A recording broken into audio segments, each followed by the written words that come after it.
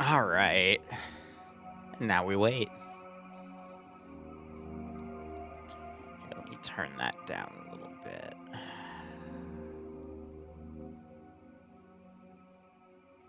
It'll let me open my volume mixer. There we go.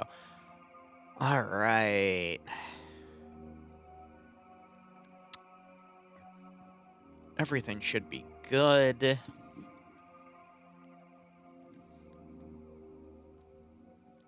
We're just waiting for this to get officially started.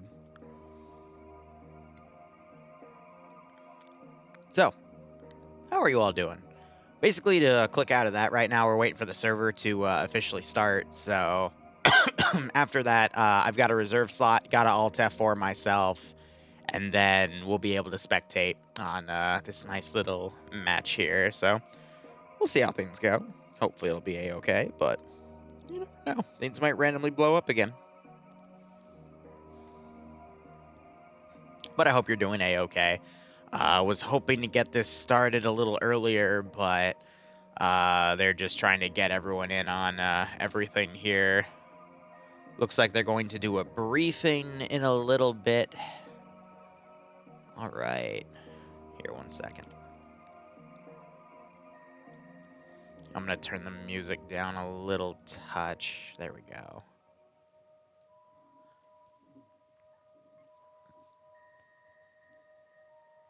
And I have no idea what the parameters themselves are going to be. I will do my best to fill in the gaps, but I haven't been handed an official briefing. I've just been kind of thrown to the wolves here, but it's fine. So we have Mount Kent over here. We're on the right side of everything here. British lines are on the left. Argentinian are on the right. Argentinians appear to be defending 2 separate areas here. One of them is marked as HQ. They have a bit of a border around here. You've also got Argentinian forces across all these other areas. This is going to be... Okay, no, so these are all kilometers. I thought this was like in hundreds of meters. I was about to say this is going to be very, very close, but no. So AO is about, let's see, 1, 2, 3, 4, 5, 6, 7, 8, 9. So this is a 10 by 10 right here, roughly. So there's quite a bit to work with in this regard. It's Battle of Two Sisters. Got it. Where vote? I don't know who's who just yet. I'll put the vote up in a second for 10 minutes as soon as I figure out which side is which. But regardless... Yeah, we'll just... English is red, thank you. Alright, up for...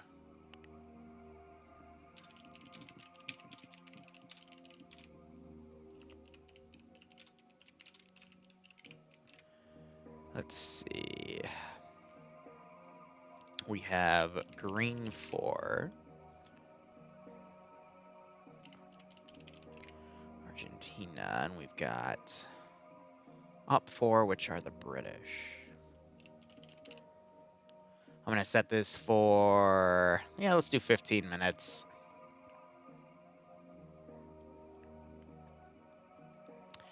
And, of course, it doesn't like me writing group to combat in the freaking prediction thingy, so we'll just put PvP match. Yeah, Ilbanek, I did trust you.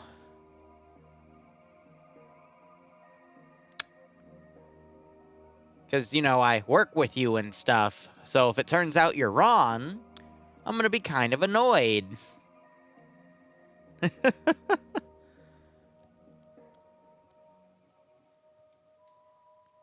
Oh, well. It's fine. So here, if we were to actually go up to the command room... No. Primero hablan con el líder de equipo y después el líder de equipo va a ser el responsable de ir y dirigirse a la administración por cualquier cosa. Espero que hayan leído bien el reglamento. Get ready for tons of trace around. Yeah, I probably won't even have my... Vamos, que él explique la misión rápido. Vamos a ver algunas cuestiones de lo que es el reglamento. Otra cuestión importante, tenemos un amigo que es Liru. Liru, él hace, no sé si alguien lo conoce, él hace transmisiones de eventos. Hace transmisiones de eventos y los va relatando, ¿okay? Él es de Estados Unidos. Lo que me pidió él es que los que van a hacer streaming, que le manden un mensaje privado a él. He's British. Para él. You were right, Elbenek. Lucky bastard. Todos los que tengan transmisiones en vivo, lo que sea, se lo mandan a Liru. Le escriben un mensajito y se lo mandan. ¿Cómo va a ser la cuestión de Liru? Liru va a tomar una IA, va a tomar una IA en, creo que reserva inglés o reserva argentina, no me acuerdo. Y él se va, apenas comience la misión, se va a suicidar, ¿ok? Para tener el modo espectador. Y desde ahí él va a comenzar a hacer la transmisión y hacer sus comentarios que siempre hacen de combate, los recomiendo, son muy buenos. Así que bueno, esa es la idea básica de lo que va a ser Liru hoy. Después va a haber un Zeus en el primer tiempo, que son tiempo de preparación, que son 5 minutos. Ahí va a haber un Zeus. En caso de que pase, si alguien se buguee o lo que sea, el Zeus lo va a sacar y lo va a acomodar. Cualquier inconveniente que haya, ese Zeus los primeros 5 minutos, no le disparen por supuesto al Zeus, va a estar todo vestido con unas luces tipo arbolito de Navidad azul. Cualquier cuestión se la piden a él, ¿ok? Una vez que pase el tiempo de preparación, el Zeus se va a teletransportar y se va a eliminar. Se va a tirar un rayo y se va a morir, ¿ok? Bien. Miguel, ¿algo de la misión? ¿Algo rápido? No, básicamente estamos acá para ambientar una misión, lo que fue el combate de Monte Dos Hermanas, ¿sí? Que fue uno de los pasos previos que hicieron los británicos antes del asalto final hacia Puerto Argentino. Estamos en el 11 de junio, ¿sí? Del 82,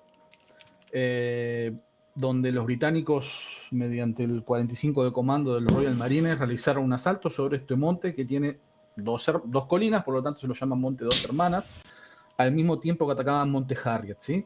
El ataque fue precedido por un fuerte fuego de artillería, principalmente de 2 barcos de la Marina Británica, y los mismos ingresaron. Un grupo ingresó por el sur de Monte Dos Hermanas, perdón, por el oeste de Monte Dos Hermanas Sur, y otro grupo ingresó por el norte de Monte Dos Hermanas Sur. Esto forzó a los argentinos a replegarse hacia Monte London y Monte Tumbledon, ¿sí? Monte Tumbledon, como recordarán, fue la misión que se realizó en mediados de año. Y luego de Monte Tumbledon ya viene el pueblo, Puerto Argentino, ¿sí? Y por lo tanto ya ahí se termina la guerra. Lo mismo que decimos siempre, ¿sí? Tomen esto no como una recreación y como que intentamos, no, esto es imposible recrear esto, ¿sí? Porque todos sabemos que este fue un combate masivo, con condiciones ambientales durísimas, etcétera, etcétera. Acá estamos ambientando algo en este conflicto, ¿sí? Del cual poco se habla en el mundo, ¿sí? Poco se habla. Y bueno, que la intención siempre de estas misiones es que algún curioso salga de acá, que vea el stream y googlee, bueno, qué pasó en Monte Dos Hermanas, qué pasó en Monte London, el heroísmo que hubo, ¿sí? De ambos bandos, pero bueno, principalmente del bando argentino, que está un poco perdida la información esa. Y esa es la intención. No hay otra intención a esto, por lo tanto, le pedimos el máximo respeto, el absoluto respeto, ¿sí? A los bandos, ¿sí? No queremos roleplay, viva Argentina, viva la patria, todo eso, viva la reina, no hay problema. Pero ya el insultar, el británico es esto, el argentino esto, no va, ¿sí? Máximo respeto hacia los uniformes, máximo respeto hacia las banderas, máximo respeto, ¿sí? Entonces, rolear, no hay problema, viva la patria, no hay drama ninguno, lo aplaudimos. Ahora, siempre con respeto, tanto a las comunidades que participan en este proyecto, a la administración, al proyecto, pero también a lo que significa esta misión, ¿sí? Que es algo que, bueno, está muy vivo y que hay que respetarlo. Como saben, ¿sí? Como norma de misión, no vamos a dar rapidito lo que es la norma de la misión. Ninguno de los bandos puede cruzar la línea negra y el bando argentino no puede cruzar la línea verde. ¿Cómo funcionan los triggers? Los triggers son las 2 marcas azules, ¿sí? Los 2 círculos azules. Los británicos tendrán que capturar durante 5 minutos Dos Hermanas Sur y luego para luego proceder a Monte Dos Hermanas Norte. Para capturar una zona tienen que eliminar a todos los defensores por 5 minutos y mantener adentro y británicos 5 minutos para luego pasar a la siguiente zona. La zona, cuando no queden defensores argentinos y quede al menos un atacante británico, va a pasar a ser roja. Cuando pasen estos 5 minutos, la zona va a pasar a ser negra. Y ahí se habilita la captura del Monte Dos Hermanas Norte. Y cuando capturen Monte Dos Hermanas Norte, la misión ha concluido con la defensa ganada, con el ataque victorioso. Como dijimos, bueno, ya conocen eso, ya lo hablaron a la disposición de equipamiento con los comandantes de sus respectivos grupos que se juntaron a organizar la defensa y el ataque. Eso ya queda en manos de ustedes. Y no se puede robar uniforme, no se puede robar chaleco a los caídos, ¿sí? Sí se puede, ni casco, ¿sí? Sí se puede robar lo que es armamento, equipamiento, etc. Si van a la parte de uniformes en el briefing, ¿sí? A la parte de la izquierda dice mapa, briefing, players, log, etc. Van a briefing y van a uniformes y ahí podrán ver los uniformes, ¿sí? Tanto el británico como el argentino. Para que tengan una idea básica, el argentino tiene casco y el británico tiene boinita, ¿sí? Pero son uniformes que en la noche se pueden parecer, así que afinen bien los ojos, ¿sí?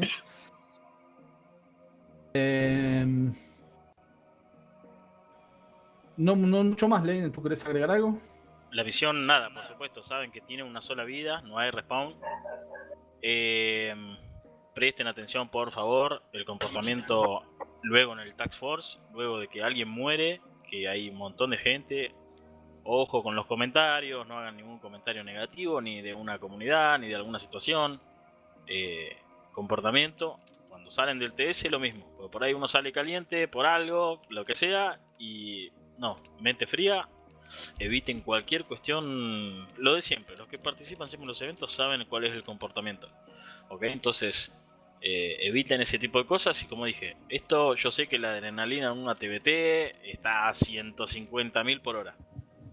Cuando salen, mente fría, ¿ok? Pase lo que pase, disfruten de esto. Sí, ¿Qué más? otra cosa, primero que nada, está el tema de que, por ejemplo, se llegan a buguear adentro de una piedra, etcétera. Pedimos, ¿sí?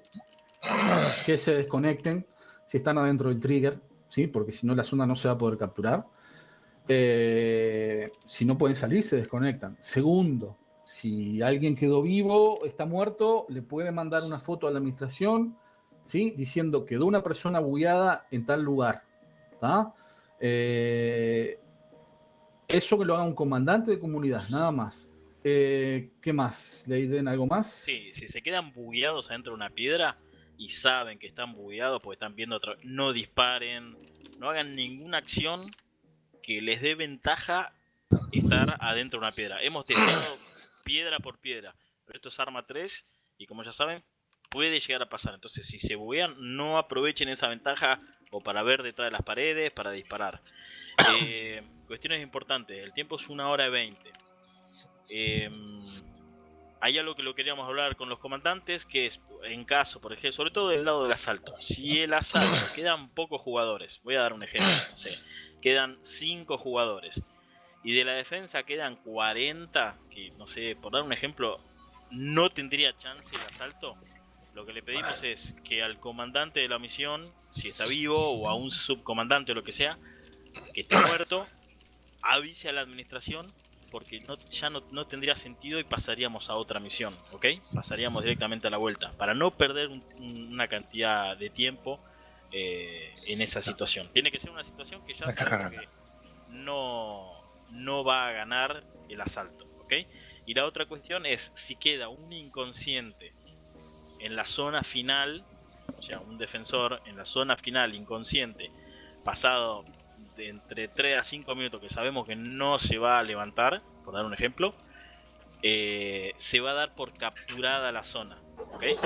¿Qué quiere decir esto? Porque por ahí queda alguien, no sé, un herido, inconsciente, queda metido entre unas piedras o algo, y sabemos que no hay chance que se levante, que pasan 3 minutos y el tipo ya está, va a quedar inconsciente ahí. Si es la única persona dentro de zona en estado inconsciente que no reacciona, se va a dar por tomado, ¿ok? ¿Algo más respecto con eso, Miguel? Sí, uno o más inconscientes, por más que sean 3, 4 inconscientes, si está inconsciente y ya estuvo 5 minutos inconsciente, ya está. No podemos estar, capaz que quedan 20 minutos de misión, no podemos estar los 20 minutos que el resto busque a alguien que esté inconsciente y capaz que se le vean la punta de los pies. Entonces, no. por sentido común, si está inconsciente no está en zona, por lo tanto se da por tomada la zona. El tiempo son 120 minutos. Y esto es importante y escuchen lo que voy a decir. ¿Sí? Son 1 hora y 20. 1 hora y 20 minutos. Pero la misión tiene 5 minutos de preparación. Cuando se mande la misión, va a tener 5 tiempos de preparación. Esto quiere decir que cuando ustedes estén muertos, alguien va a morir, evidentemente, va a ver el timer arriba y en un momento va a decir, tal vez llegue la misión a 121 minutos, 122 minutos, son 125 minutos. ¿tá? Son 5 tiempos de preparación y 120 minutos de misión. La misión no va a terminar por tiempo, la va a terminar la administración y van a tener que estar ustedes atentos, los comandantes, si quieren apurar porque les falta tiempo, eso, pónganse un cronómetro y lo chequean, ¿tá? Porque tenemos experiencia que los timers a veces fallan, la misión no dura más, dura menos, entonces preferimos que se haga a mano, que los cronómetros no fallan. El tiempo de preparación es el siguiente, son 5 minutos en el cual pueden equiparse, etcétera, etcétera, pero no pueden alejarse más de 100 metros de la zona donde salieron. ¿tá? Si se aleja más de 100 metros, se los va a transportar de nuevo hacia la zona. Una cosa quiero aclarar, los límites del mapa. Los límites del mapa no es que los van a tocar y se van a morir. ¿tá? Tiene un aviso, les va a decir, volvé porque te vas, si seguís, te vas a morir. Volvé porque seguís, te vas a morir. ¿tá? Entonces no es que no estén con miedo, hoy doy un paso acá, me muero. Recuerden que es un mapa grande. ¿sí? Recuerden que es un mapa grande y las distancias que aparecen chicas en realidad sumean y son más de 1 kilómetro. Entre Monte Dos Hermanas Sur y Monte Dos Hermanas Norte hay casi 500, 600 metros. ¿sí? Entonces, si sumean, se van a dar cuenta que, por ejemplo, hay un margen grande. ¿sí? Entonces, les va a avisar que se están alejando. Pero bueno, el que quiera jugar al límite puede hacerlo, está en su libertad. No mucho más. No sé, a mí no se me ocurre más nada. Bueno, ¿alguien tiene alguna duda o alguna consulta? ¿Algún representante de equipo? Sí, Liru, lo que trae. Sí, Gotay. La frecuencia de comunicación. Eso sí. Se habla cada. Ahora vamos a separar los equipos. Los comandantes del equipo de defensa se van a ir a un canal y los comandantes del equipo de ataque se van a ir a otro canal. 5 minutos para definir las radios, ya tienen todo claro cómo son los planes de ataque, porque calculo que ya lo hablaron antes. 5 minutos y se manda la misión y ya estamos, ¿tá? Porque ya estamos 19 horas.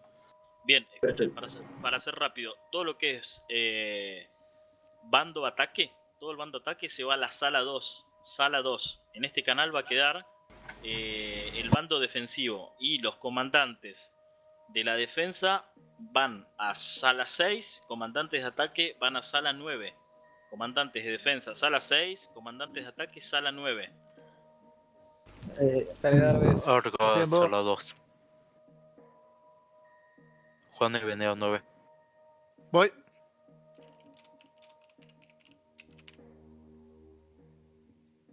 Okay. Guarda los que están en ataque, que se queden en sala 1. I'm going to mute myself. It looks like they're now going to individual community briefings on the squad. I'm going to level with you. I don't speak Spanish. I don't know what's going on. All I know is we have multiple LZs right here. They're going to be basically charging up this hill and attacking this position. Beyond that, the Argentinians also have additional spawn points back here to move forces in. British, it looks like they have helicopters to move in, so we'll look at that on the spectator window. And there will be a second round where the forces will flip-flop, but we'll see how things go. But this should be interesting. I think it's always nice to see how other communities play PvP because, well, I mean, before I cover it, who else has been covering it, you know? So it gives us all a little bit of insight on just how Arma is played around the world. We saw it with the Russian communities going at it with Solitude games and weekly open games with those 220 events. Way back when, we found out how OFCRA did it, we found out how Coalition did it, and we found out how FNF did it. So this is just another notch under the belt. Let's see how the Spanish communities do. Let's give them a warm welcome, shall we? Yeah, right, Ilbanek? I don't always play PvP. I had my fair share of PvP way back when. Not really interested in playing it anymore per se, but I do not mind covering it because, well, it's like coaches in football or soccer or American football, whatever you want to call it. It's fun to watch. It's fun to look at all the players go through everything, but yourself playing? No. But you can understand all the strategies behind it, how all the players will deal with everything. But just not my cup of tea to play, personally. So, global channel, they see that these positions are marked. It's going to be basically a fight for these two positions here. And then the side chat, we've got landing zones right here. The reason I see these is because I'm on the up 4 side right now, which happens to be the English side. So, we'll see how all that goes. Also, little fun fact, I got this really nice banner to go with it. So, that is quite nice per se, but let's see. Hopefully we can get this all executed soon. Again, I think they're in their local channels here, so hopefully it'll be parsed in very soon. But thank you for all joining me. For those of you that are playing, you know that once we actually get pushed in to get off the stream and, play your heart out here, try not to get murdered. If you die, though, you can come back on the stream. Just don't use any information to benefit your buddies by sending them through third-party channels, because people do notice, and then I have to get you in trouble, and, well, I don't want to do that. I don't want you to get in trouble. I don't want to cause incidents. Just let me do my thing, and you can do your thing. But hope you're all doing A-okay. We're going to be covering this for at least the next 3 hours. I think it's 2 rounds. They're going to let the British side play as the Argentinians next round and vice versa. So we'll have a second wave of betting. Then I'll get this all edited out, put on the main channel, and I'll put a rush on it.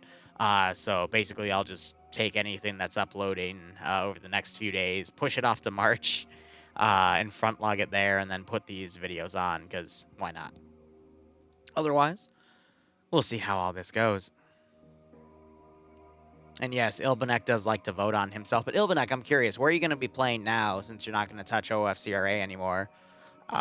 Would it be weekly open games? Because I'm debating reaching out and covering them. I also want to see if I can go and cover coalition events going forward, because I would love to do a 6-hour PvP commentary, but that's entirely up to them if they'll have me. And TBD will happen more often. Cool. Let me know about TBD, because I did like covering TBD's event, because I'm gonna be honest. Infantry PvP, I would say, is where Arma 3 should be in terms of, like, the main focus of PvP. But it is really fun to occasionally cover a combined arms PvP operation, which is why I really like TVD. Granted, could have used a bit more balancing, but we'll see how all that goes. I gotta reach out to Karma Cut real quick. For those who don't know, he's a squad YouTuber and Twitch streamer, but he's been getting into more Arma recently. He asked me for some consulting advice over PvP. He's probably busy with his own thing, but 1 second. But I might start doing some work with him in the PvP scene soon, so that should be fun.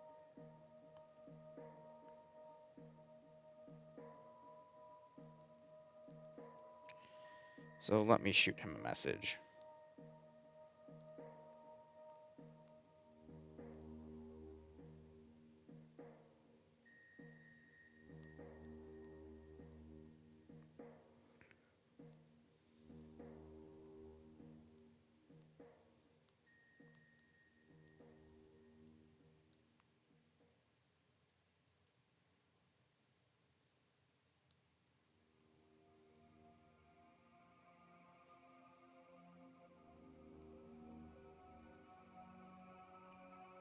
All right, cool.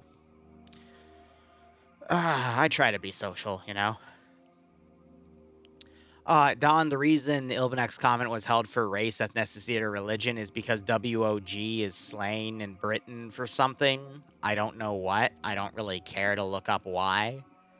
Which, granted, if it is, then, I understand it getting caught. I'm not going to call it out, but I find it funny. Because with all of the... all the multi-community stuff, I mean, today we've got Czech, Spanish, and Portuguese players, but it's like 85% Spanish. I'm just wondering if when we're going to start getting Czech cuss words censored, Spanish cuss words censored, Russian cuss words censored. I mean, let's see how it all goes, man. Someone from North Africa, to be specific. Gotcha. Ay. Yeah, those aren't getting caught, so why? It's so funny. Who the hell knows? Yeah, Ilvaneka went through unless Don approved it. But I find that all just funny. So I do want to say at the end of both of the rounds, I'll probably put a poll up, and we'll either do some Darktide weeklies or some more DayZ. Entirely up to you as viewers, because I have, well, work I need to do on both. Welcome, shall we?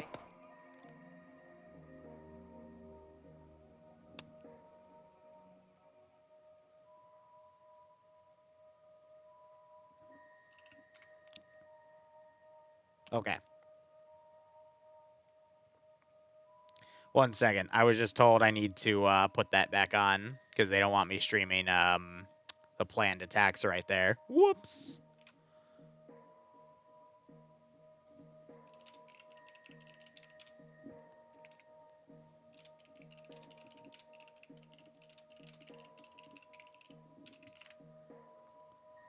All right. Because I'm seeing all of Op4's markers and Op4's marking where they're going specifically, which, you know, that's unfortunate. But this is also why, if you're going to have commentators, you do need dedicated spectator stuff. You need the dedicated specter slots so we don't see the markers or whatnot, but that's okay. We all learn. Oh, man. Tell you the plans. British attack Argentina, defend and shoot British. Yeah, I mean, it's really simple. As we saw in the beginning of the scenario, it's the Argentinians have to defend 2 sectors, and British forces are trying to take them, essentially. So we'll see how that goes, but yeah, should be good. Hopefully, maybe. I don't know. But yeah, at the end of this stuff, I'll let you guys vote on what we'll do in the evening. I still got some Darktide weeklies to grind, basically pick up some more Grimoires, and then DayZ, of course, you know, exploring the Namalsk server, trying to get some stuff to build myself up. I'm going to probably do a loot run, then go to the Northern Trader, buy that mini safe, and then go stash it somewhere. But I guess in the meantime, I can go ahead and look up the rules of that new server.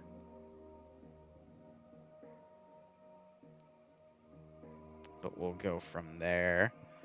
I'd imagine right now we're just going to continue to show off the plan. I'm not going to show it to you right now, but I'm just looking at their plan right now so I can get oriented with what the British are going to be thinking of. They've got a good plan going, per se, but, I mean, how many ways can you attack a hill? And Namalsk is the hardcore winter map. But yeah, Ilbanak, both DayZ servers I actively play on right now, both House of Trashes, which is the Namalsk one right now, and then Bo's gaming server. Bo is another, I think he's mainly a War Thunder streamer, but he's also gotten into Arma 3 recently.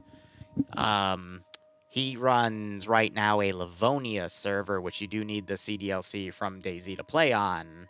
That one's a little more PvP focused, and then House of Trashes does have a big PvP element, but I would say that one's more PvE focused. But still a lot of PvP with that one, so, you know, see how that goes. But as soon as I get parsed into the game, I'll take the map thing away, because I don't want to show the map markers off, because in case anyone's stream sniping. DLC only because, you're right, it's not creator DLC, it's DLC because Bohemia made it. Thank you for the spot check, Sixor. All right.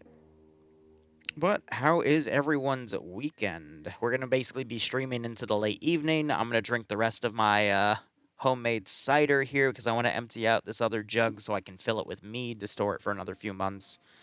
And then I free up one of my 5-gallon jugs. I'm going to make another 5-gallon batch of cider now that I've learned how to properly do it after doing one batch. I also, the other day, cut up all my green onions, but left the stems, and the stems are already regrowing. I've got pictures of that on my Discord. But that's all good. Sixor the BI defender. You know how everything goes. Yeah, right, Ilbanak. But otherwise, let's see. Tomorrow streams, I'm going to do my best. I haven't announced the Fallout op for tomorrow yet. I really need to do that. I think I'm just going to say, hey, whoever shows up, I'll make sure there's enough slots. But it's going to be a very last-minute announcement. That's going to be about an op for, I want to say, 12:30 p.m. Eastern Standard Time. Then I'm going to do Artsy Columbia, and that's going to be about 3 o'clock. So that's another Arma 3 Vietnam focus with the SOG Prairie Fire devs and whatnot. And then I think I'm going to be taking the rest of the evening off. Bloodwing's mad at me because she ordered a big amount of Greek food and put it in the fridge after we were done with it for the evening. And one of them was a thing of onion rings. And I took the onion rings out and ate them. And she's mad at me because they were hers. Even though I was the one that asked for them, but they were hers. So I have to now pay her back by taking her to her favorite ramen place tomorrow night so she doesn't beat me up. You know, standard ramen things, right? So, maybe in the late evening, we will come back and stream. But otherwise, I wouldn't expect it because we might go see a movie, either the new Avatar movie if we're really feeling like a 3-hour flick, or the that Santa Claus movie where Santa's actually John Wick and he murders everyone. I don't know. One of the two. We haven't seen a movie in not years, months. I want to say maybe 3 or 6 months. We haven't seen a new film. That's just because nothing really good has been playing. I think the last one we saw was the Doctor Strange movie, and that one was okay.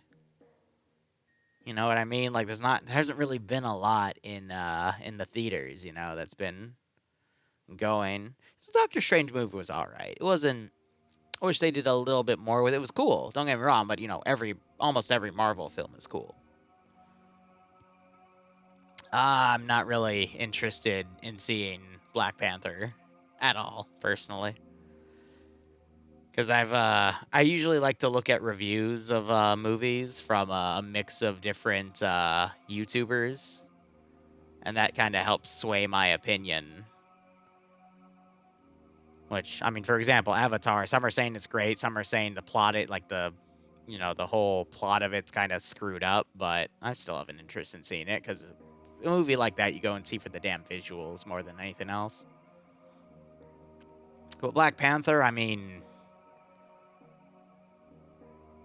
yeah, like, no offense to Chad Boswick, I think that's his name, but if he's not in it, then what's the point, you know?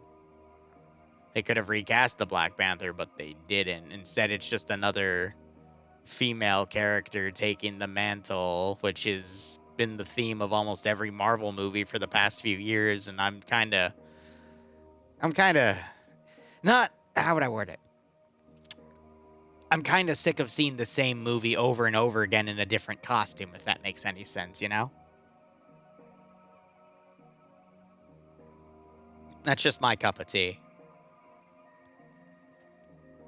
What if it was a femboy taking a man's Flavic, god damn it.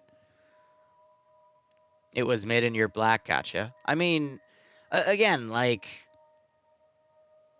if I had the choice in the box office right now, if I was feeling it, I'd probably go see Avatar, because I've heard it's pretty much like the first one, and the first one had some really great visuals, and I'm a sucker for that, but, you know, I'm also a huge John Wick fan, so whatever that, I forget the name of the movie is, but, you know, I've been told it's pretty much John Wick, but Christmas themed, and I'm a sucker for that. You know, CTU, it should start quite soon. Oh, yeah, speaking of the devil. All right, 1 second. So time is frozen right now. Let me go ahead and get rid of that. Let's go ahead and get started with everything. Boom. All right. Oh, it said time was frozen. I clicked in and shot my gun. Excellent. I have single-handedly alerted the AO. I will now do the proper thing and...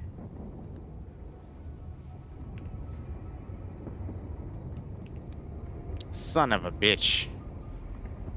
Hey. 1 second. I need you to shoot me in the face. You aren't real. Frick. I don't have any grenades. This is a problem. How do I kill myself? Wait.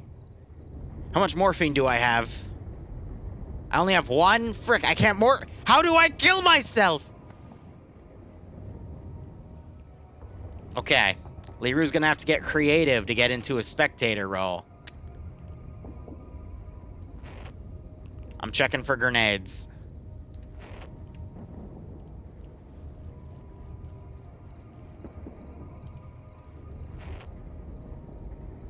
Yes! What? No, give me the drugs.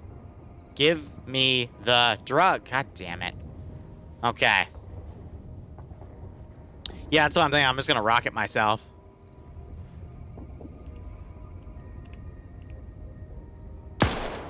Excellent.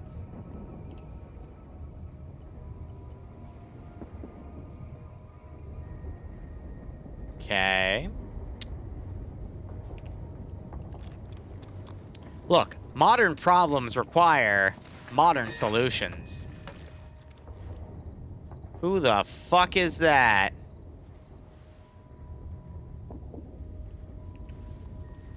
Bro, it's a ghost!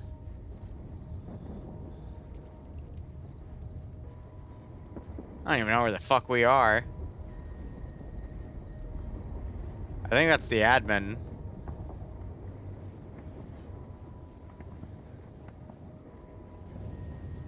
Because I remember it was a Blue 4 Game Master slot.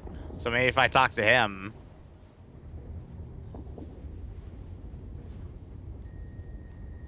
Ah, screw it. I just need to spectate, right? Alright. By the power of the moon and the stars. Excellent. We've done it.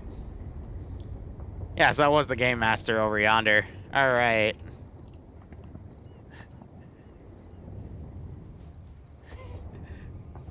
Oh, he's coming to check me out.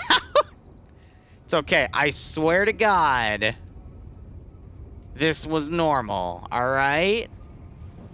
Cool. Now, let's go ahead and do our PvP commentary. We got the Argentinians covering these sectors over here. I'm going to put my light on just to help commentate everything. They've got some bunkers on this position. Bunker is part of this defensive network. They also have this nice little ridge here. Don't know if that's part of the map or if they used a former to make it, which would be quite cool. So we've got all of that set up. Excellent. All right, we got the entity list right there. Whoop, didn't mean to click on him, but otherwise, they've got a little bit of a makeshift bunker system right here. They're grabbing ammo. Got some M79 grenade launchers in play. We got some FNFALs. And we have... yeah, I think it's going to be FNFALs versus L1A1. So what is that? 762 by 51 across the board, I would say. Otherwise, looking over here at the rest of the hilltop, we got other guys working with stuff. Now, these guys are using TFAR instead of TFAR beta, so my plugin to listen to them locally is not going to work. Just because I have to keep myself muted, because when someone dies, I hear everyone in chat, which is a little unfortunate. Otherwise, Argentinians are also going to be covering this bunker here. Basically, this entire ridgeline, they got a bunch more bunkers to work with. Not gonna lie, I do appreciate these bunkers. We also have some ammo caches here as well within those bunkers. So if I want to get that out, I just gotta click on that button. All right. I haven't spectated with the vanilla interface that I have to kill myself with in a while. So I'm just getting back and used to it and everything. But otherwise, this entire Game Master's... oh, gosh. Did the Game Master also kill himself? Damn. I didn't realize he was gonna... Alright, well, he's dead. That's quite unfortunate. That idiot's dead. Rip Bozo. And I don't even see a Blue Force slot. That's funny. Alright. Otherwise, basically, Green Fortress has to cover these two areas, and the British are going to be assaulting them. So the British have a few camps. They've got some Land Rovers over here. British are going to be using L1A1s right here. We've got some GPMGs in play for them as well. And then I also see that is an M16A3, I believe. That might be an A4, actually, but it has a 203 grenade launcher. So that's one force right there. We've got another one that... right here, I missed him. They've got another Land Rover to move up. I'm not sure if that Land Rover can take everyone, though, so they might have to do multiple trips. Looks like they have AT in play. I'd imagine both sides... actually, he has an assistant that also has HE rounds for him. If they get a lucky HE hit in the bunker, that's going to cause massive casualties. And then you also have these guys over here. So it's nearly a mirror fight, actually, between the battle rifles, GLs, and the GPMGs on both sides. Looking at the rest of the map, I don't see much. Now, I don't have myself muted in the TFAR channel, that's why you just heard that, so all the more reason of why I needed to make sure I kept myself muted, but I couldn't hear them locally in the spectator interface, so again, that's the difference between TFAR and TFAR beta, which is why I prefer doing things with beta, but that is okay. So, we have the British plans right there. And the Argentinians are pretty much going to be separated across these two ridges, so we're just going to see a massive tracer fight. So I might not even put my own tracers on, and we'll see how this goes. But yeah, Argentinians got some nice bunker networks here, and we'll see how all that goes.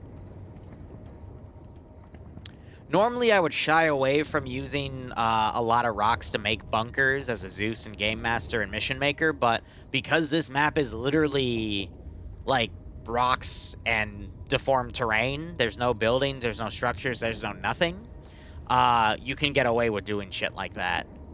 Like, you even have some roads all the way out here, but no structures, and they got the satellite imagery map to fill everything in, but I don't even see a single freaking structure on this map. I only see little paths and whatnot. I would like to make my own Goose Green Op or something Falklands related and use Deformer to make my own little indents and bunkers like that. That'll be a project we probably come out with next summer or something. Maybe for an MCO. We'll have to see. But overall, pretty standard operation here. It's going to be really difficult for the British to get into this AO, in my opinion, but we'll have to see what they plan to actually come up here, and we'll have to see if the Argentinians are able to lock everything down. We also have some AT-4s in play right here. I apologize, this is bright. We also see that GPMG right there. So they have a bit of light anti-tank, probably to stop any trucks from rushing up. And I'm trying to see if there's any scopes in play. I don't see it, so it's going to be pure iron sights. I find that kind of interesting, because one of the pinnacles of PvP is proper balance. And both sides having the same caliber, it's actually, you know, realistic for what happened in the scenario. So we'll have to see how all that goes.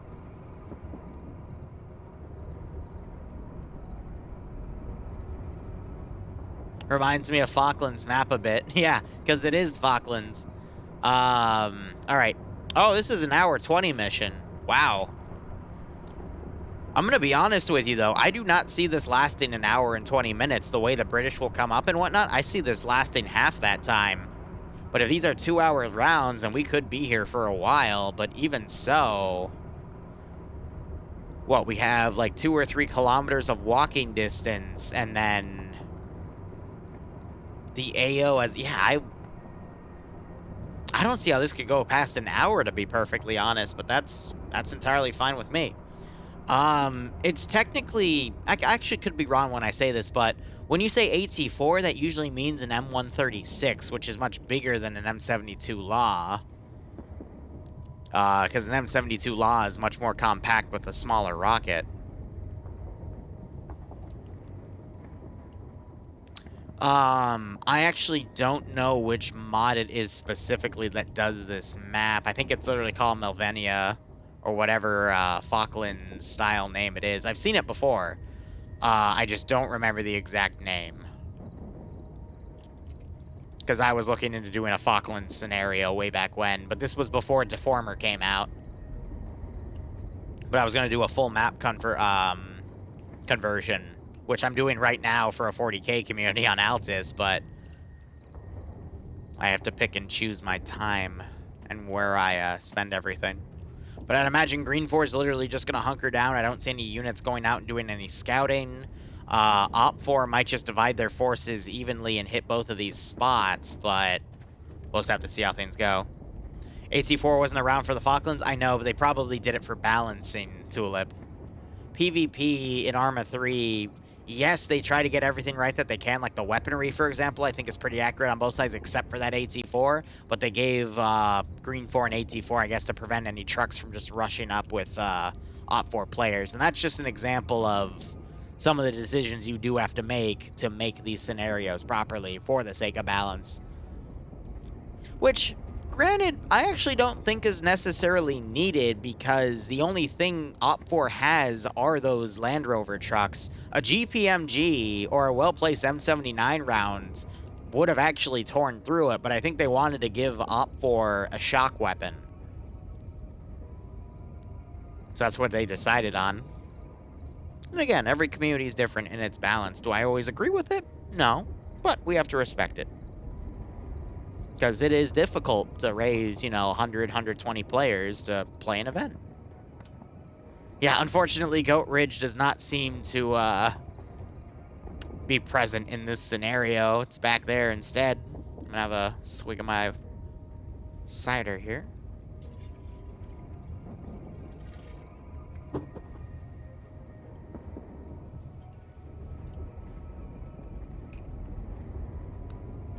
Whew. Alright, so Op4, meanwhile, they're pretty much moving things up. We've got Layden, I believe he is the commander for Op4, Green Force commander. Doesn't seem to have a specific unit, so I'm going to assume that's Shadow, Elmer, and Da right here. So we have multiple forces moving into various positions, but again, it's going to take Op4 a few seconds to actually get into the scenario here. That's a really good question. Based off of visuals, cannot tell you if their weapon is the full auto version of the SLR. I would assume both sides have that full auto capability, but we're not going to know until people start shooting. Because it looks like they're using the FNFAL texture, which is the, single loading rifle. But again, we're just going to have to see. But I know Arma 3 has both full auto and semi-auto FNFALs, which fill in for SLRs for this, so could be anyone's game. That's a cross right there. Interesting.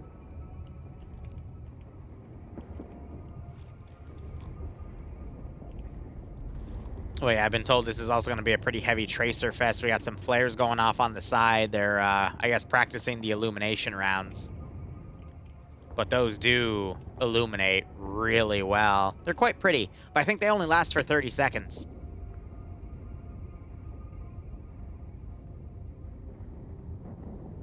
Oh yeah, because you're full autoing a 308 battle rifle, which is very hard to control. And Arma does reflect that really well. Let's give him a warm welcome, shall we? I love how that's staying up there too. Blue 4 ground command is dead. The game master slot. All right, at the rate they're going, we're probably going to have contact in about 8 minutes. Again, they're going to get into position and move up the ridge. Well, I'd imagine Green 4 is going to take the first shots after they see where Op 4 is coming in. Again, Green 4 are the Argentinians, Op 4 are the British.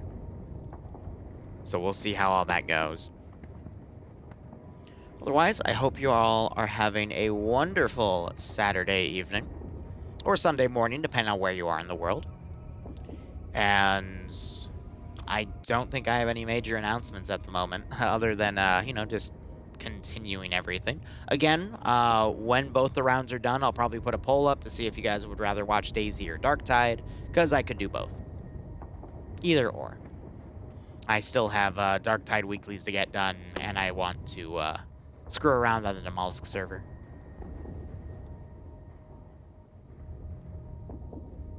Play both at the same time. Slushy, I hate to disappoint, but I am incapable of such a feat. Alright, so you got Layden moving ahead here. I guess scouting his drop points right there, and then you got the British coming in. Not far behind. Looks like leadership elements get the M16A4 with the 203 system. If I were to refer that, yeah, so he's the top slot. We don't have a slash that normally orientates it, but usually it's the guy on the top of the list that takes that leadership element. But yeah, so we've got leadership, we got a GPMG, actually 2 GPMGs per squad. Everyone with an L1A1 and then a medic. We also have a single AT guy, and then he has an assistant. At least I thought he had an assistant. But they all have carry-all backpacks, so we might not. So it might just be 1 AT and 1 HE round per. And then otherwise, the Argentinian players, you got the leader right here. Also, he has a weapon backpack right there. I don't know what that goes to, though. So they might be able to deploy statics. But he also has a different stock on his weapon, a skeletal stock for that single loading rifle. Rest of these guys have that. We also have some dudes with M72 laws, which again, technically weren't part of the fight, but I think that was made for balancing. And then again, you've got to change in, you got a skeletal stock right there. And I know for a fact I saw dudes with M79s. There you go. So he has to have some sort of handgun to go with that. And then here are the GPMG gunners. But it looks like they have less GPMGs. They only have 1 GPMG per squad, give or take, whereas the British get 2. And again, I think that's done for balancing's sake. Which makes sense, you know, defenders get 1 GPMG and they have fortified positions. Attackers get 2 GPMGs, but they're going to be assaulting from the open or cover to cover. Now, interestingly enough, we have a single unit scouting around here. He's in his inventory right now. I'm curious what he might do. Because when I see a single infantry unit out like this, it means he's either doing scouting or he's planting mines.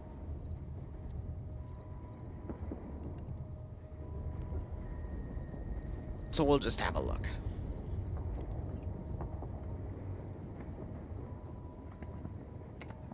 With all the ambient gunfire, though, it does make it sound like there's an occasional suppressed shot. So that's been throwing me off a little bit. That's okay. It gives me more time to drink cider.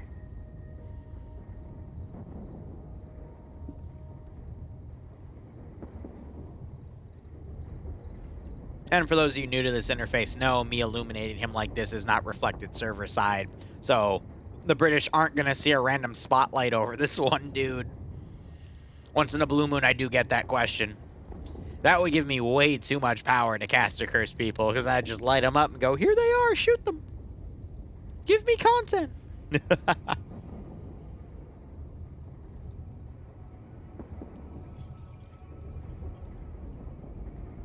He's right here, shoot him.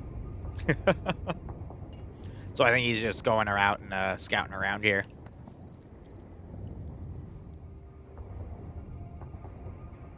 Make a script and do it. Can you imagine playing one of my Zeus ops and all of a sudden there's just this illumination under you with no source and you're like, what the hell? And then the AI start lighting you up? Good God. I'd be an asshole at that point.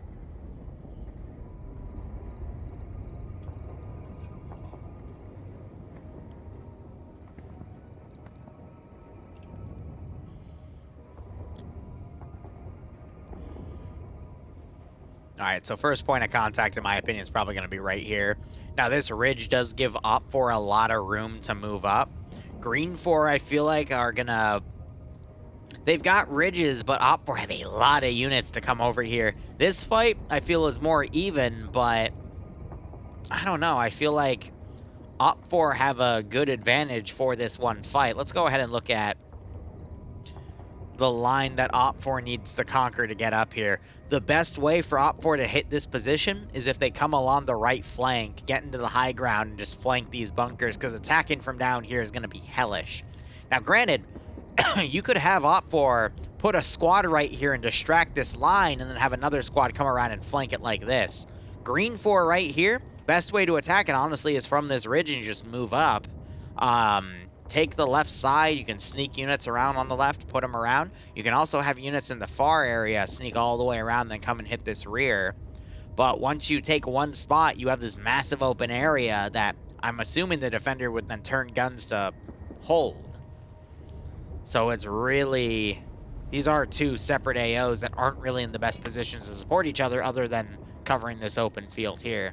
So it does make sense why there are two separate attacks going here. Attach a chem light to yourself and become a lighthouse. That's what we did with good old Rudolph in Splendid Squad.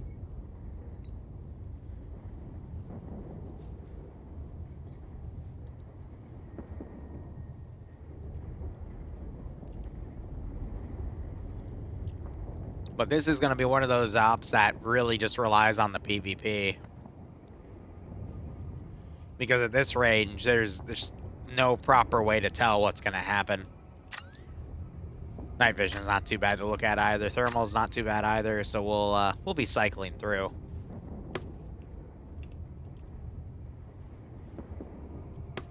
Ah, yes, drunk, jobless, homeless, drug-addicted Rudolph. Hey, man, he's trying his best.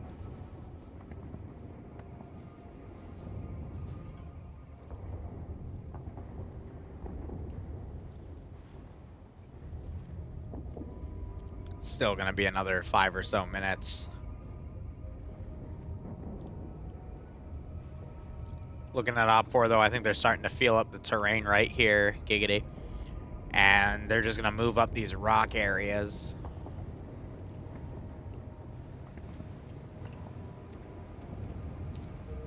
Down to their level, though, they're starting to see those flares over. So they know there's activity, because someone has to be shooting those flares.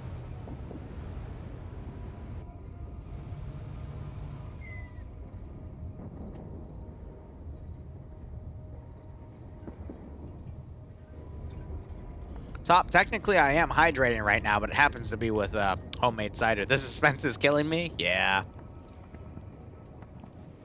I get why they had Op 4 spawn so far back, because Green 4 have these really good sight lines, and if they crank their render distance up, they'll be able to see things unless there's a render distance limiter on the server, which there very well could be, but I didn't see any news about that.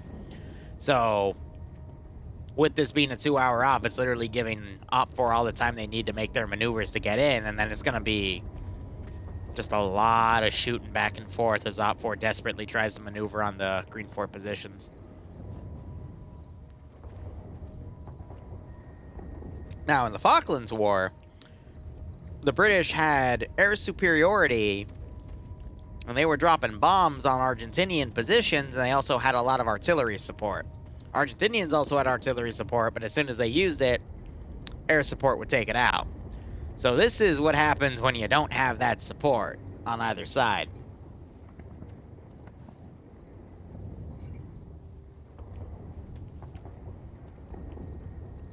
That's actually a really cool concept. What if you did Falklands War, but you gave the Argentinians a little bit of AA, and you actually gave the British some air support that could drop bombs? Because they're going to have to fly low to make that bombing run, but if there's a man pad on that hill that you're trying to bomb, ooh, you're going to be in trouble.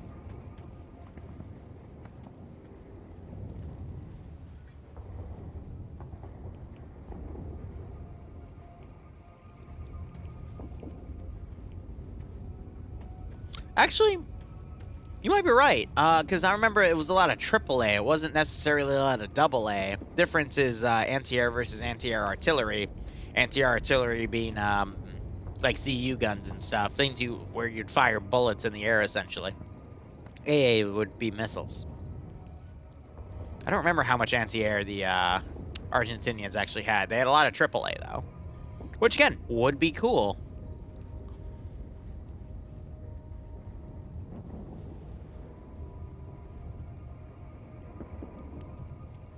Part of the reason the Argentinians didn't have a lot of AA was, well, they did, but unfortunately seed missiles were a thing. For those of you that don't know what seed missiles are, they're described as anti-radiation missiles, meaning you would launch them from dozens of kilometers out, and they would hone in on the source of radar installations or anything guided by radar, which for larger AA platforms that rely on radar to then guide their missiles into the target wouldn't be effective, because they would just get hit by a seed missile and, you know, destroy the radar and then make the radar-guided systems of AA useless.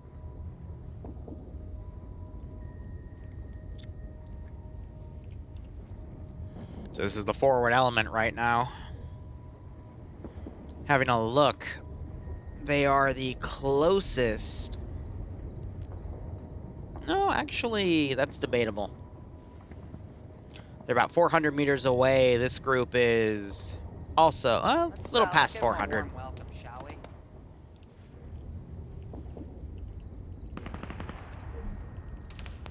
There we go. So I don't have my tracer lines on because everyone has tracer ammo loaded.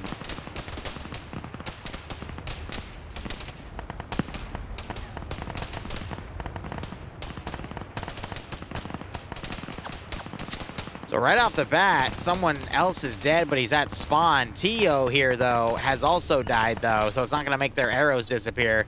John also dead. Wow. 2 dead right off the bat in that opening barrage. Martinez was spotted and taken out over here. He was at 1 reconnaissance unit.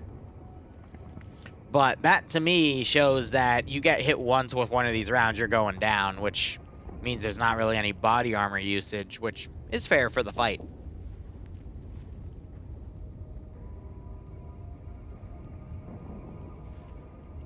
So these guys aren't using the bunker position, they're using this rock position right here.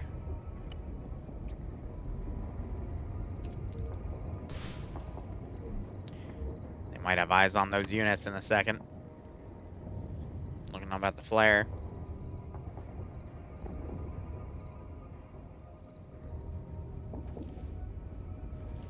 I think he has eyes on him. Yep.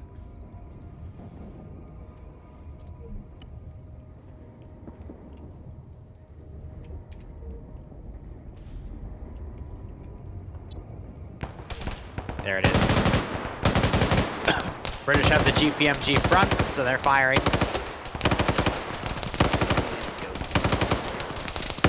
SDSJ takes to a tier 1 sub. Hope you can join the ops. Hope you get a nice kick out of this little scenario.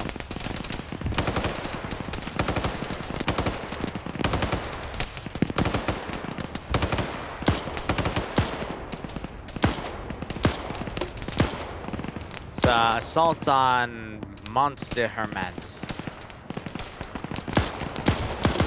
which is past Mount Kent.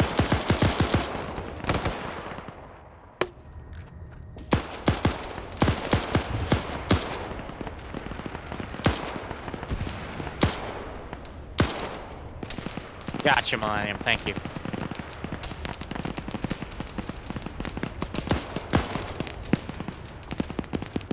Look at all that fire going back and forth. So the rear element for the British are now firing up in droves here.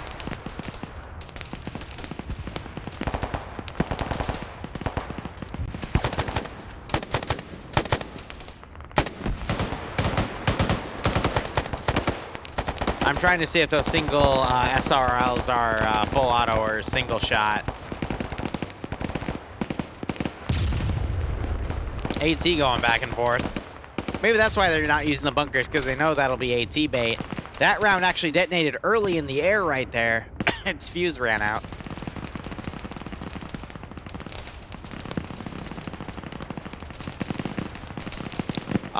Horizon, it just started to kick off, so didn't miss much. Looking at the other fight right here.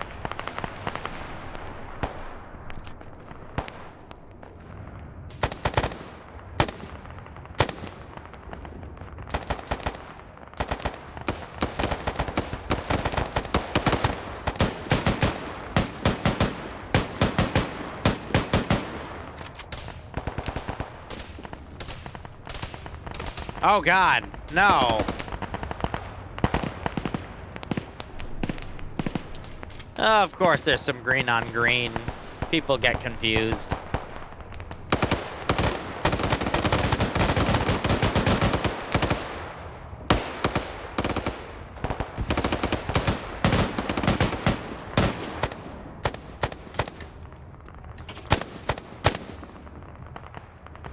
Based on the fire rates, I'm gonna say they're semi-auto. I haven't seen anyone mag dump with those rifles yet, so it sounds like people are just constantly pulling the trigger to fire the shot, so they might be semi-auto for these guys.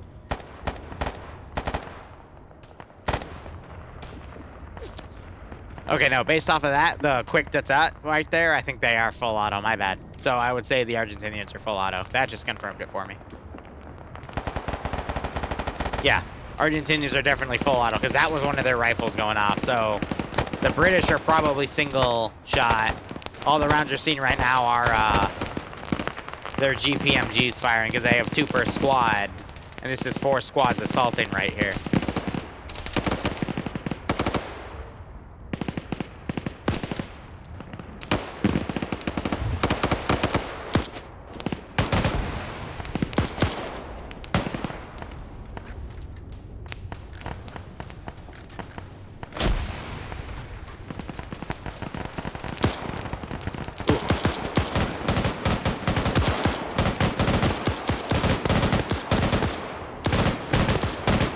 The good old bipod angles. Don't you love Arma? This guy's already gotten 3 kills, mind you. So he's dead, he's dead. You got 2 more dead right here, so another AT round heading up.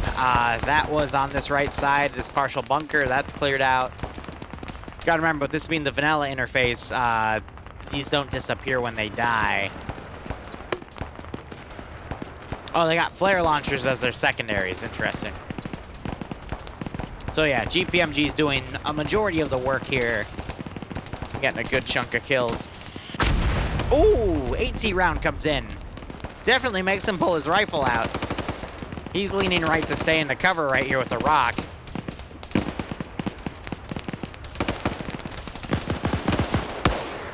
We're now trying to move up. Taking fire as they do so. GPMG's providing cover fire as they advance. This guy on 2 kills, Ilvanek. So that's 5 kills across 2 machine gunners so far. 3 and 2 right here. And they have no way to confirm their kills right now because it's just suppression back and forth.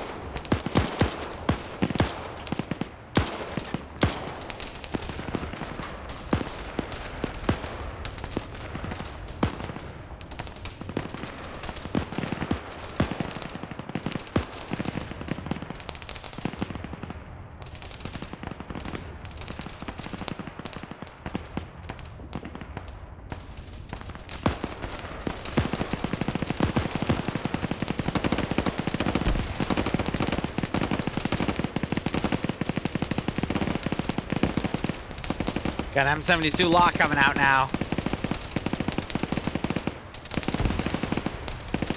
He's priming it.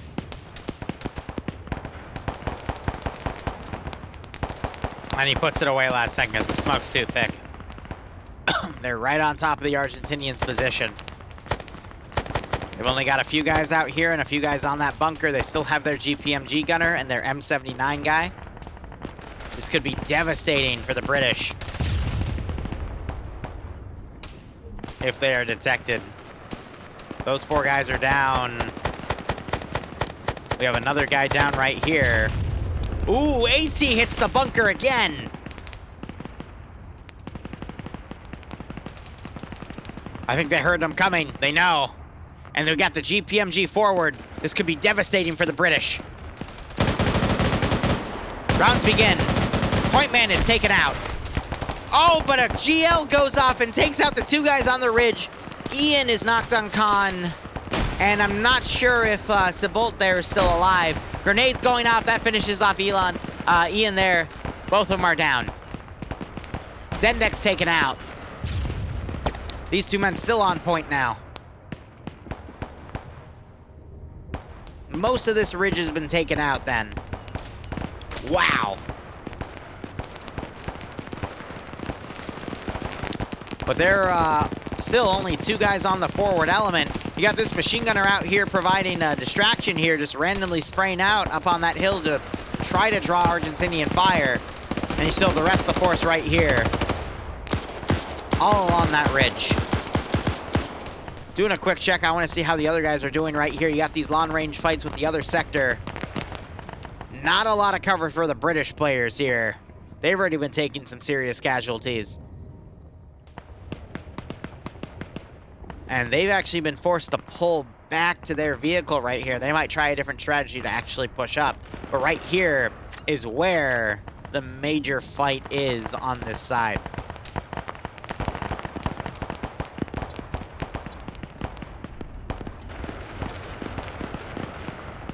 So I'm curious right here. I think if they still have their thing here, it means they're, no, they're dead. So Marmy's trying to bandage a dead body. Remember, guys, the meta for seeing if someone is actually dead in Arma 3 is if you can drag or carry the body, then they're still alive. If you can't do that, they're dead. Don't waste your medical.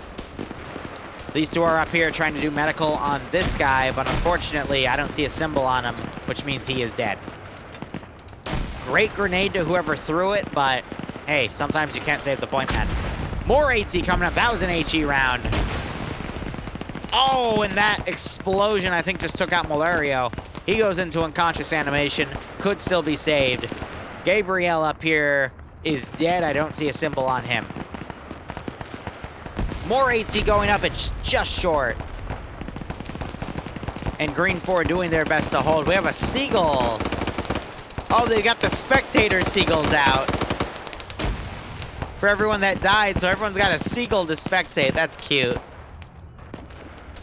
Fun little Arma feature right there is, yeah, you can spectate as a stupid little Seagull there. You can see one of them controlling around and running.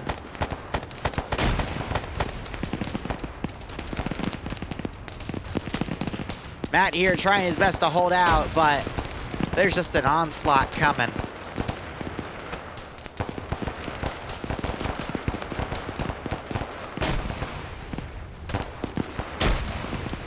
Oh, man. So we're 37 minutes in.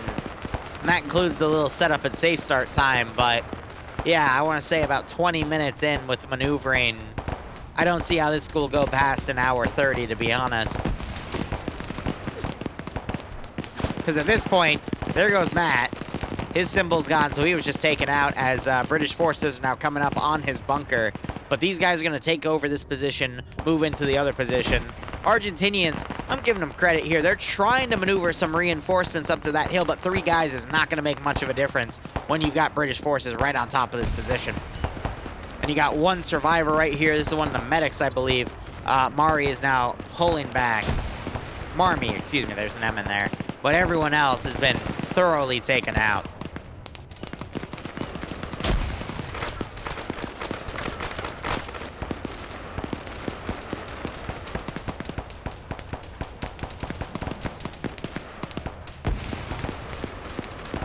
Gotta hand it to the British right now. They are kicking ass.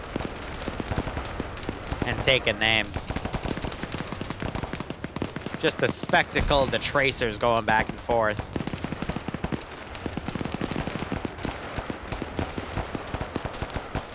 And they gotta keep their advance.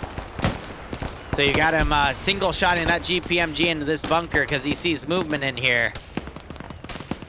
He's actually getting it past that bunker, suppressing these guys. They're trying to take all the ammo they can to fall back.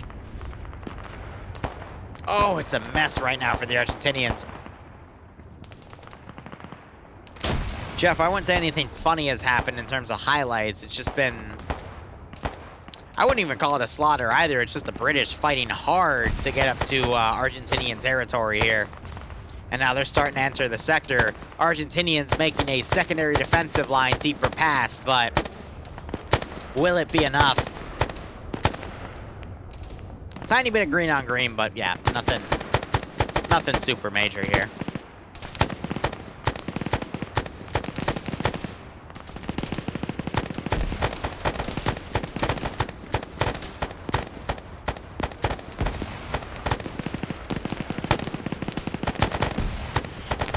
Ooh, that's an HE Moz round coming. It was just short.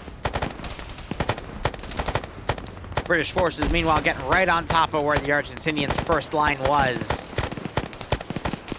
And you can see the Argentinian players are starting to get shot at. They're out in the open here. Bunker has 2 people down right here. And that suppression is just coming in right on my camera. Oh, that takes out another Argentinian. Detonated right there and just blew this guy away. This bunker is thoroughly suppressed. And you got the British moving right up here. Right on top of this bunker. They're double tapping bodies. And we got some debug AI units that they're putting rounds in as well. Oh, man. That was a great HE round right on top of that bunker. That's exactly where you want to see it. Some defensive grenades being thrown. I'm surprised this guy is still alive. He didn't take enough shrapnel to go down. Definitely wounded, though. More HE going in. A little short. But I would say these Argentinian players on Green 4 are definitely suppressed. Look at Norville here. I think he's trying to pop more grenades in. They're going a little far, but that's right behind the bunker. Look at all of those Argentinian players down on Green 4. This bunker has been thoroughly cleared out, and Norville is advancing. Crossing a little bit in the open. He should be pushing up to that bunker instead. But look, Green 4 is doing a proper fallback to the other defensive zone, where you've got British forces starting to get on the flank to move in as well as they try to circumvent this massive open kill zone that the Argentinians have set up in that area over there. So these guys are going to start coming into flank as well, but if we look at the skull count, look at all of those Argentinian players on Green 4 that are down right here. Full group of Alpha 1-4 is down. A lot of casualties in Alpha 1-3 and Alpha 1-2. I'd say the groups that still have their entire 100% player base are probably Alpha 1-5 and the groups that are defending the other zone, but Op4 has only taken a few, in all honesty, compared to the full group wipes that are in Green 4. So it's going to take the British Op4 players a few moments to take everything. Unfortunately, we got some red on red going here as they miss PID each other. Makes sense. People are jumpy right now as they're trying to pull around. We'll see if that gets a few extra KIA. I would say it's going to work in Green 4's favor, but let's be honest, this is just a stomp out. Norville getting taken out as an Argentinian counterattack of 4-man come around. This fire team desperately trying to take out some of the British forces along here. One of them goes down. Actually, no, he's medicing. All right. He's okay. And it looks like they're opting to pull back instead because there's a lot of British forces up there, and they are suppressing them pretty hard.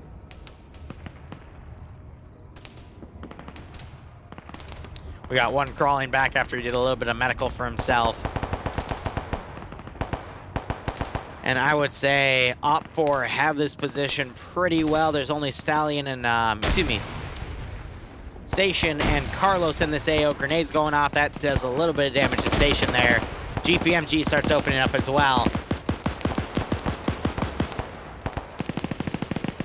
Got this Argentinian UAZ right now, but ugh.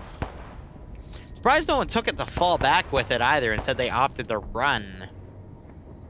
And we got the British forces coming along the flank of that area as well. Not a lot of them, though. They could get repelled. But in terms of the southern objective, the British have a pretty massive control over it. But they have taken their fair share of casualties. Everything you see behind this group, that is 4 Op4 guys dead right there. 2 additional Op4 guys dead over here. But look at all the Green 4 guys down as well that have been cleared out for the British to push past. Zahir coming around. He's got 2 Argentinians around him. CQC between Mendia, Station, and Carlos. Mendia gets the kill, but Zahir comes around, takes Carlos out. Station trying to line up a shot on Zahir. Has to pull a quick mag reload. Zahir doesn't notice him, though.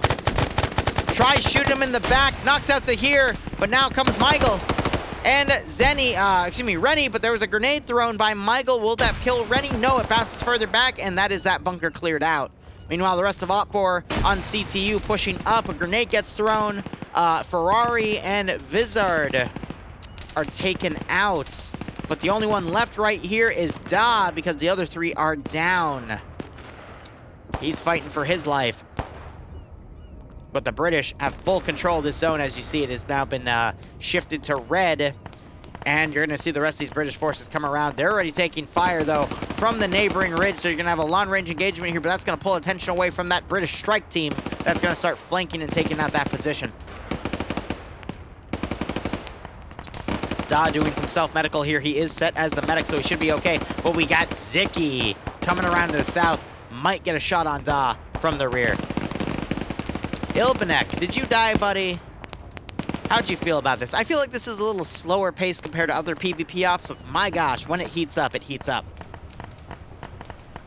Hope you had fun, buddy. Grenades being thrown up by Zicky here to ensure they're dead. We got another grenade being thrown up. That I don't think is going to reach Daw's position unless he pushes south. That detonates. Daw is still up.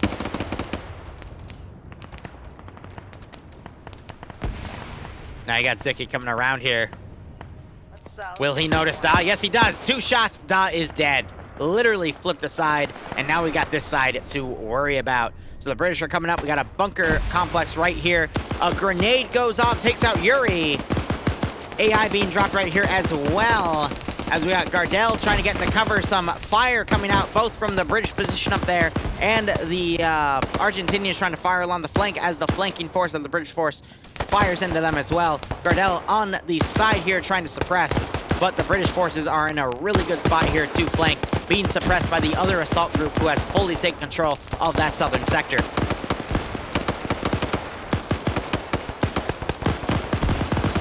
Yeah, Ilvanek, that reminds me of when I played a Falklands op under Digby's community. We had a tough time trying to not get lost as well. Gardel getting in a fight with Esto here. He was able to take out Reynolds here. Gardel now pulling away. Grenade thrown on his position. There it detonates, but it detonates further back. I'd imagine both sides have RGN grenades instead of RGO because of how far they've been able to throw them. RGO defensive grenades, you throw them shorter, but they have a bigger blast radius. RGN, you throw them farther, but they're smaller, so they have a smaller blast radius. Hydrate or die stripe. There you go. Now you got the remaining Green 4 guys all around right here and a nice British strike team to push in and take them out. And you have the British forces right here trying to push up to get in positions to suppress. You got this other side here to suppress, which is going to really help. Even though Op 4 doesn't have the number advantage to push, I think they'll be able to take this. But we have an Argentinian Green 4 counterattack coming in on the left flank right here. British forces not noticing it. We could see the Argentinians cut in and cause massive casualties. Ardell trying to take out SDO, but he takes fire and is taken out by Reynolds and SDO. Reynolds taken out. CBO here has taken significant damage. You see all that blood around him. SDO trying to push up and return fire. We need to see some grenades going. Maybe these guys close around, but they're not noticing that this is hostile fire because both sides are using 7.62x51 NATO battle rifles between the Argentinians with the SBR and the Op 4 British players with the L1A1. So they sound nearly identical, so it's really hard to do weapon PID at this close to CQC. SDO gets blown away by Mitos with the GPMG there. That might actually be a 240 Bravo, but they're identical. Both 100 round 7.62x51 NATO medium machine guns. So these British players try to come around. Giovanni got taken out. You still got Hugh right here. He is getting flanked though and taken out by Nix, who comes into the bunker and stops him. Got Gardel doing some medical here, but I think that is a dead body. He spots Joe and blows him away. And now you only have CBO, River, and Bex up here.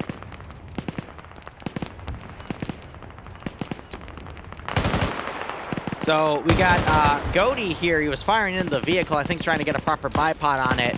It looked like he was firing into the vehicle itself, though. But I'd say this is starting to run out of patience here. You got the southern sector officially captured by the British, and that is now grayed out. So the only other sector here is Green 4. But I'm going to be honest, with all of the Op 4 players out right here and all the Green 4 guys, I think this is the beginning of the end for Green 4. They're putting up a really great fight here, but I don't think it's going to be enough. Yeah, foul versus foul, technically, for this round.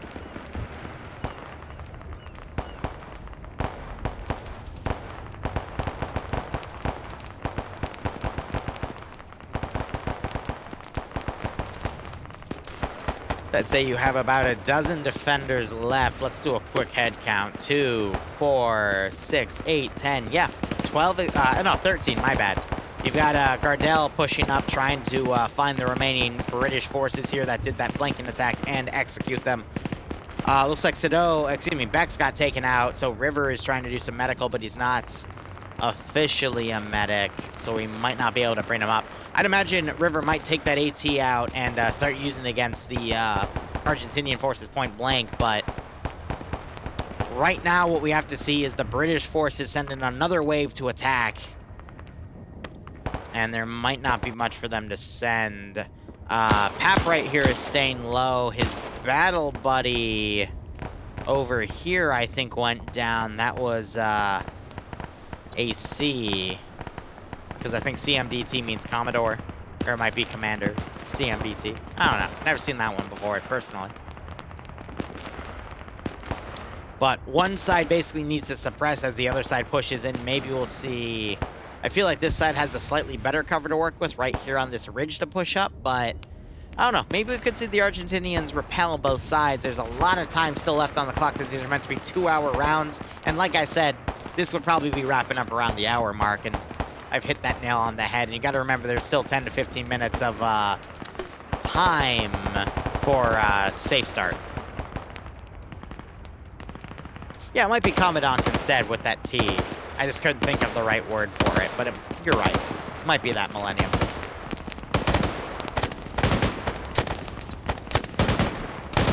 Looking at it from their POV, it's pretty much just a suppression fight at this point, as both sides try to hone in on each other's tracers.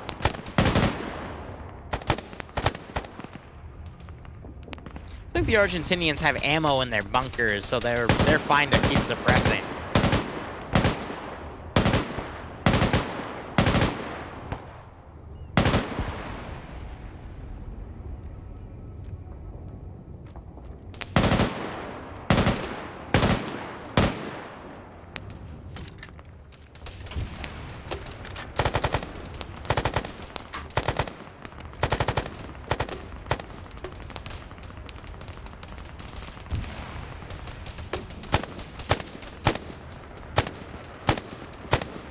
Alright. They're definitely pointing out to each other what they can do here in their remaining bunker areas. This is a nice bunker to do Overwatch, but not a lot to go with. River still staying low. And we've got Op4 starting to make a counter-attack here as they push in through this open area. We'll see what they can pull moving around this open area. What LMG does each side have? Technically, Doopy, neither side has an LMG because an LMG means light machine gun.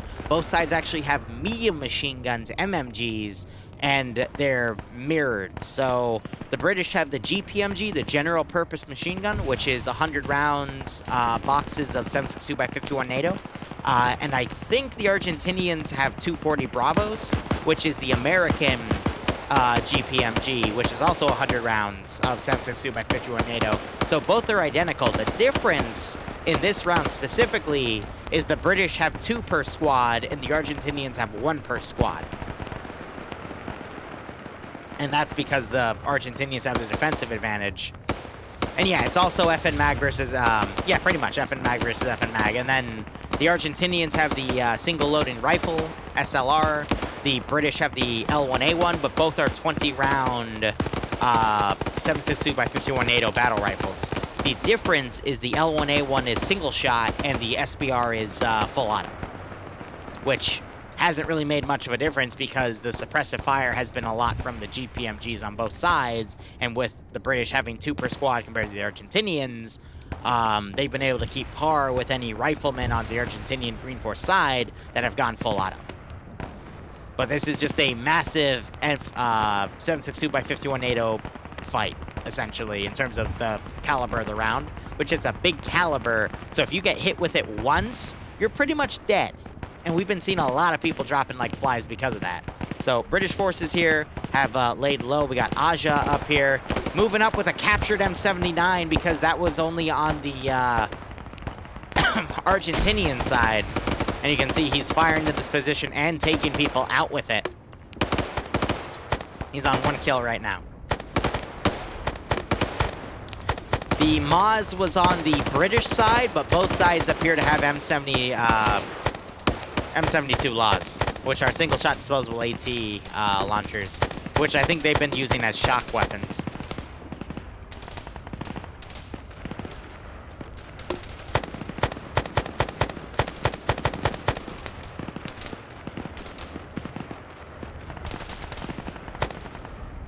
Aja's now coming up with the GPMG right here.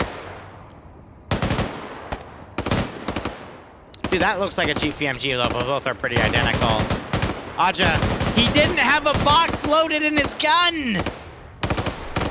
And he gets blown away by Gardell's GPMG because of that mistake. Always, always, always make sure you have ammo loaded in your gun if you're going to be making a frontal assault like that. Because he had the opportunity to do a lot of damage, but fortunately just fell on his face. 6-4 moving up with a -2, which means he's killed 2 friendlies. That's 6-4. Let's see if he makes up for it. Blows one guy away. He should have -1 now. He's going to shoot Gardell, maybe? Nope, Gardell returns fire. Gotta remember, Gardell has, oh, no, he has a 240 Bravo, so he's going to basically be full autoing. And he gets blown away by Gardell. We'll see 6-4 in chat momentarily, because he was in chat earlier. Ooh. I'm going to ask 6-4 who he shot then. Still got River up here. He's been moving up very cautiously. He took an enemy SBR, actually. No, he didn't. Never mind. The SBRs have a metal finish. L1A1s appear to sometimes have a wood finish. I would say maybe he did it for weapon PID's sake with audio, but both are 7.62 by 51 NATO battle rifles, so there's no point picking up an enemy gun because they're both going to sound the same. It could be that doopy, but both are, again, it's a mirror match of calibers here and weapon or ammo amounts, so they're all going to sound the same. I think we just watched Cobra here. He's still ragdolling freshly, which means he got shot, and he doesn't have, he's not in an ace animation, so I think he's dead. Yeah, I don't see his body on the roster here, so he just got fucking sniped there. Damn. This match will be over in 10 minutes tops, probably 5 minutes, but you got Op 4 now starting to get on top of this ridge. L7A2 GPMG, right. That's the official designation of the British GPMG, but GPMG is still a GPMG. You can also say 308 instead of 7.62 by 51 NATO. True. But I like to, the reason I say the full thing is because I like to compare it to 7.62 by 54, which is the Russian caliber. Because when I do PvP commentary in Friday Night Fights, for example, we usually see a lot of comparisons of 7.62 by 5.1 versus 7.62 by 5.4, in which case I say it's, you know, nearly identical in terms of ammunition when I'm talking about balance. Anyway, Floppy, thanks for gifting out a sub. It went to Vader. Hope you will keep enjoying the operations, and I hope you get a nice kick out of this scenario. All right, Green 4 are down to 1, 2, 3, 4, 5, 6, 7, 8, 9 players. Which means they've only taken 3 casualties since the last time we checked. British, meanwhile, are getting flanked right here. But Goda here just came up and took him out. I think that's his community. It's, I don't even know how to pronounce that right now, not gonna lie. But you got Gardell right here also firing with the GPMG, but he gets taken out by Oscar. Nakamura, that's how you say it. But he's getting green on green by his own guys right here. It would be red on red, technically, because they're Op 4. But still, friendly fired.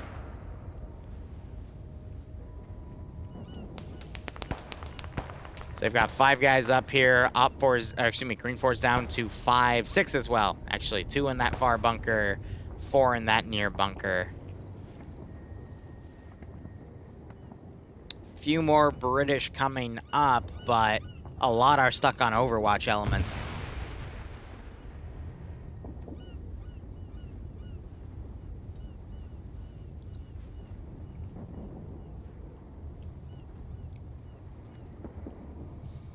Got some red flares going.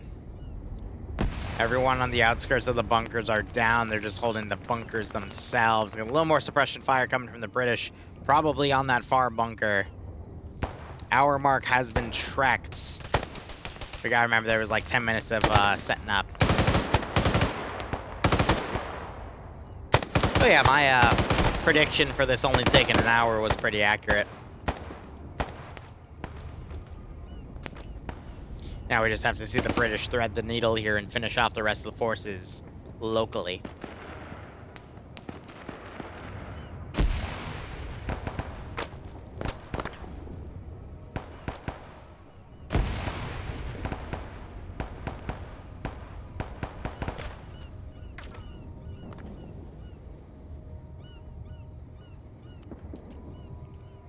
So I think they're just doing some medical prep right now. Some of them took some hits on their extremities.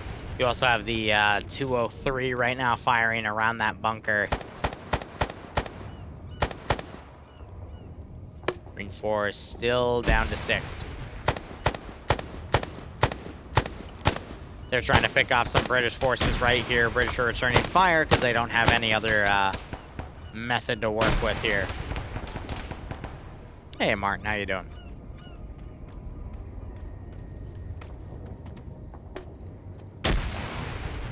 Ooh! He just got blown away by a 203 round. That would be being launched by that squad leader up there. Shock weapons work. Brits have a mix of FALs. Yes, technically, you could consider them FALs, but its exact designation is L1A1s. And the squad leaders have M16A4s. They could be A3s, actually, but they do have 203s. So 1 per squad, whereas the Argentinians have an M79 gunner with, you know, the China Lake. To also have a GL capability.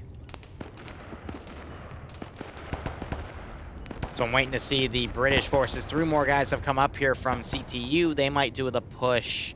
Another unit was taken out, so it's only 2 guys remaining in this bunker. Green 4 has 4 guys total, so we're going to see the British swing right to left. The reason you also hear all those seagulls is I think the seagulls represent the spectator slots, which is pretty funny. Yeah, I haven't seen any PvP on Falklands either. The only Falklands thing I can think of was when I was in Digby made a Falklands op months ago that I participated in and was able to do, I think, 2.5 hours worth before I had to leave for an IRL event. But anyway, Elmer and Tavo trying to check the entrance of the bunker here. Miguel might come up and finish them. Rennie also running up here. Ooh, a grenade goes in. That might get him. Tavo survives getting blown away. Grenade goes off, and I think just blew Elmer away, and Tavo just got blown away by Rennie's shots there. Checking the map here. Elmer is still alive. You have these 2 Green 4 guys now rushing back as the rest of Op 4 continues to sweep. M16A1, yeah, so I might be completely wrong, but still it's an M16. But otherwise, both of them just got shot. And that is it. It is a British victory for round 1. Guys, there will be a second round where British players will play as the Argentinians, and Argentinians will play as the British. Elmer, I think, woke up and just shot someone. And, oh, Chris takes him out. And that is it. No more Argentinian players are on the AO. That is a British victory.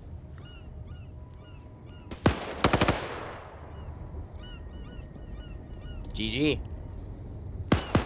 Again, guys, there will be a second round where the British will play as the Argentinians, Argentinians play as British. And yeah, about the hour mark is where it out. Yeah, feel free to pay it out to the British, because at this point, British won that. I think they're just finishing up the sector here.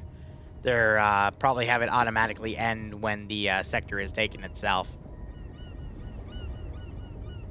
Overall, as someone that's spectated PvP, starting with FNF back in 2019-esque, I'm going to be honest, based off the number count I saw on the Argentinians, British had a number advantage there. The scenario, the British kind of assaulted on the points I expected them to. I'm not surprised the British won. Granted, in the first scenario over there, the British got 5 kills early on with their GPMGs, which really thinned the original line of the Argentinian force to allow the British to go up there and take over the position.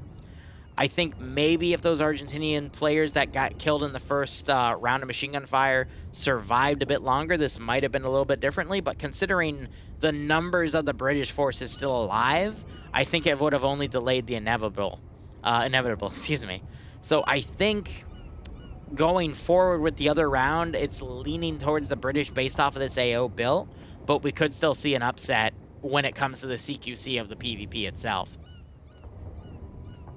So I think they're just waiting for this sector to be taken and it'll automatically be paid off. God, I can't English today. But that should be it. More or less. Again, second round will be soon. And then I'll let you guys vote on whether or not we stream Daisy or Darktide.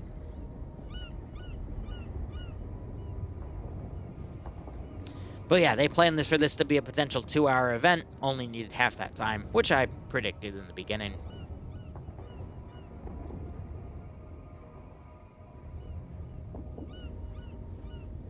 Don, no, we'll wait till the second round to put up a poll, if you don't mind.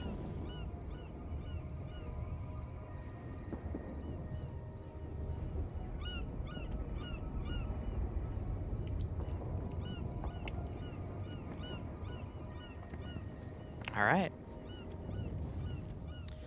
So, I'm curious on what you guys thought about that, and we'll see how things go. Yes, I did Tomahawk. I said it would probably only take an hour based off of the AO, but, you know, c'est la vie. Now, let's see. I have a third POV to add to the multi. It's a YouTube POV, so I'm just going to put the link down because it's not compatible with multi-Twitch, but that's fine. I'm also going to switch up my unit. Let's play something a little more casual.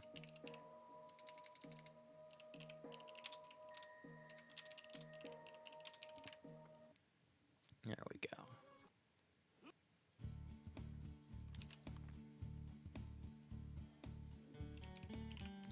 Now that the first round's done, second round's just going to be a flip-flop.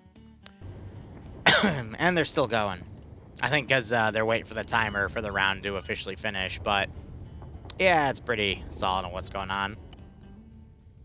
Oh, this dude's still unconscious up here. Never to be found again. Now, don't get me wrong. The British are only down to about 15 or so players right now.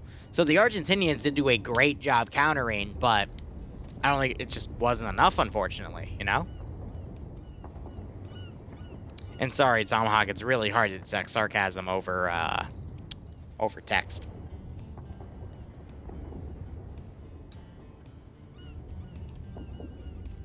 I don't know how long the timer is, but here, let's click around and see on the British side who had the most kills here.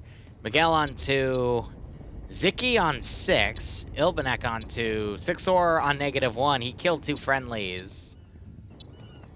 Nakamura on 2, Oscar on 1. Rodriguez also killed a friendly, so at least 3 friendly fire kills on the British side. Jesus freaking Christ! Okay! 13 for Rennie. I didn't realize he kicked that much ass. SDO on 4, that's not bad.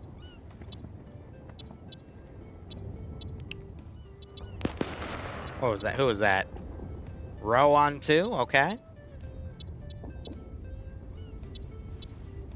Norval on 3. Meme on 3. Yeah, of course this idiot gets a -1. Gardell on 5, not bad. Biker on -1, which means he team killed. Dante on -2, which means he team killed twice. Station on 2. A lot of 1s and 0s.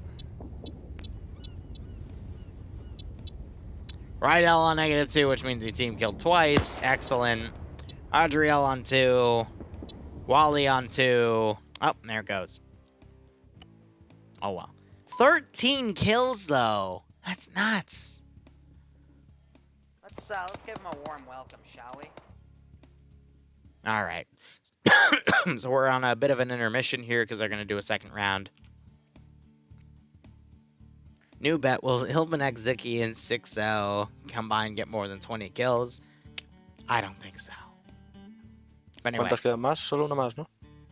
Sí. De vuelta. Aquí vamos a estar hasta el 2023. Aquí hasta fin de año, tú. Sí. En roles otra vez.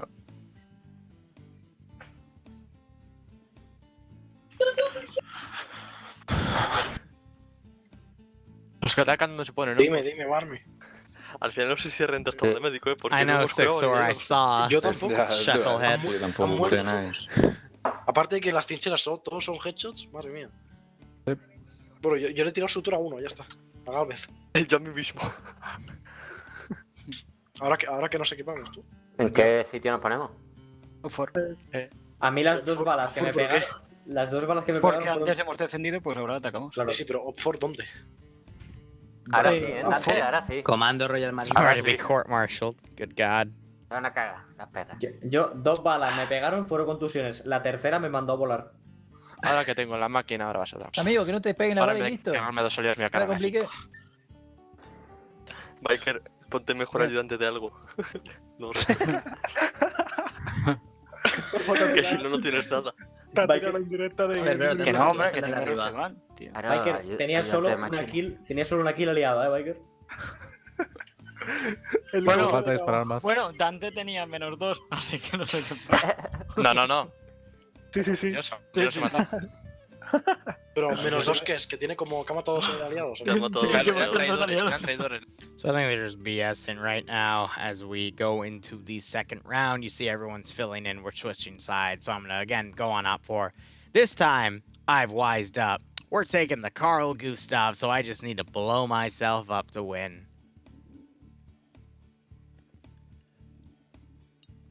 And again, I think the round is going to play pretty similarly, but we'll see if the British have a good way of defending now that they're playing as the Argentinians. Again, could go either way.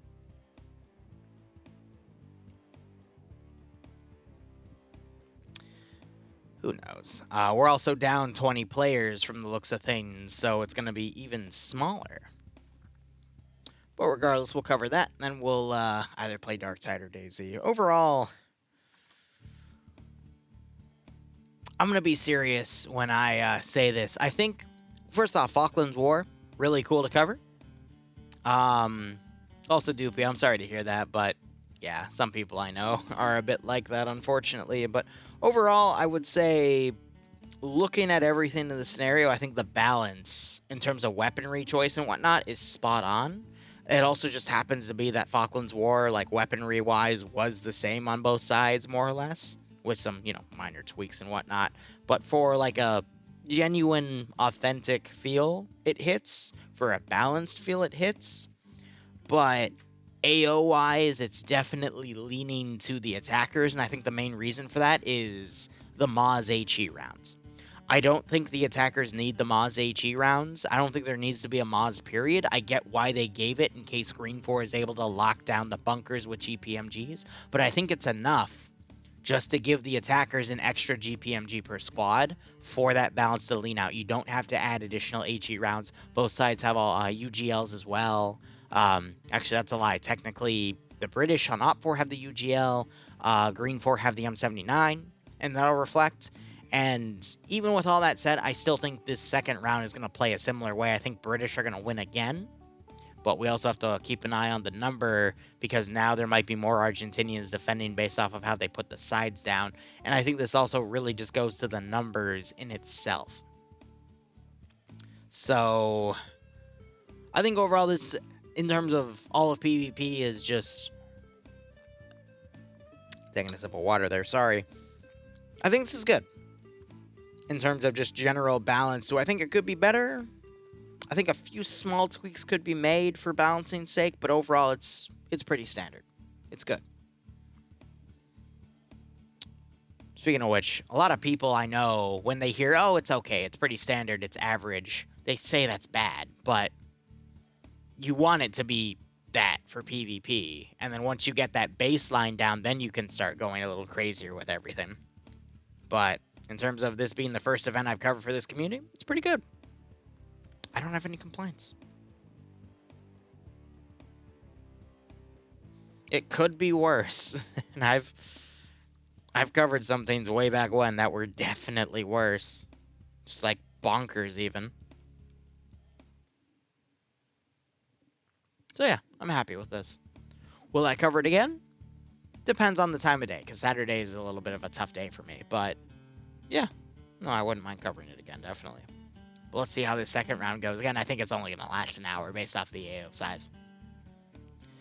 And I honestly don't see the British doing anything different than what the first side's British did, because that was the best AO attack strategy, because everywhere else was just open territory where they would have gotten bonked anyway, you know?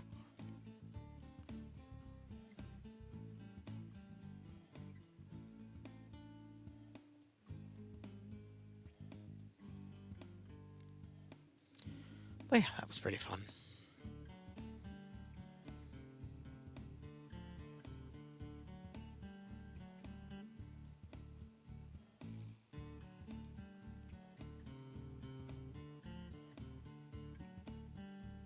But what did you guys think? I'm curious about what you all said in chat, what you might want to see changed, yada da.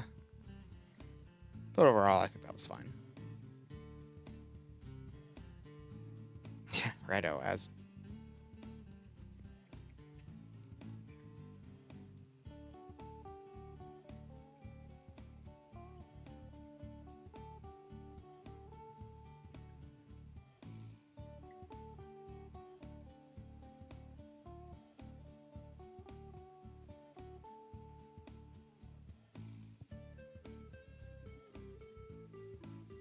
Oh, I'm going to the green force side now? Okay. I will... Oh, God, there's no AT. How am I supposed to kill myself? Sir. 40 versus 45. Okay. So the defenders are going to have a slight number advantage for this one. Technically 40 versus 44 because I'm going to blow myself up, but, you know. Did I enjoy the first match? Yes. Yes, I did.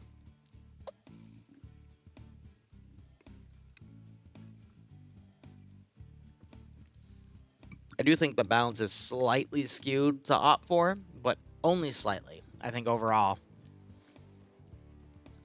it went pretty well.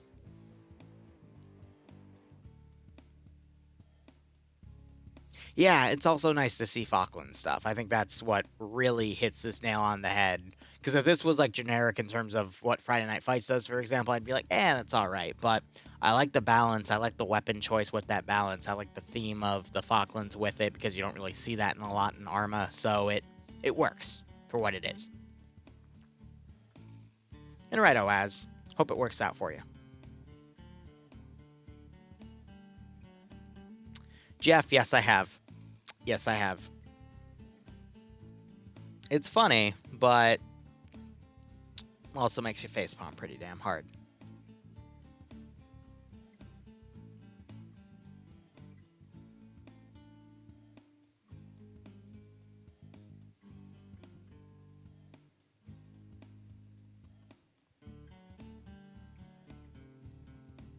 Gotcha, Doopy. Yeah, we'll see either way. Most PvP communities I see, they give the number advantage to the attackers because the defenders have their defensive positions. However, with the attackers having HE shells for their Mazes that can easily clear out those positions if they're properly ranged, I don't really see a need for a number advantage to go on one side or the other because of that equipment capability. But, you know, every community balances differently.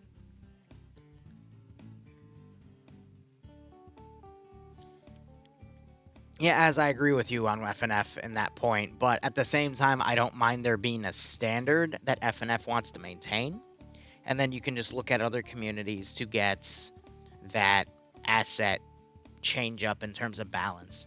Let's give him a warm welcome, shall we?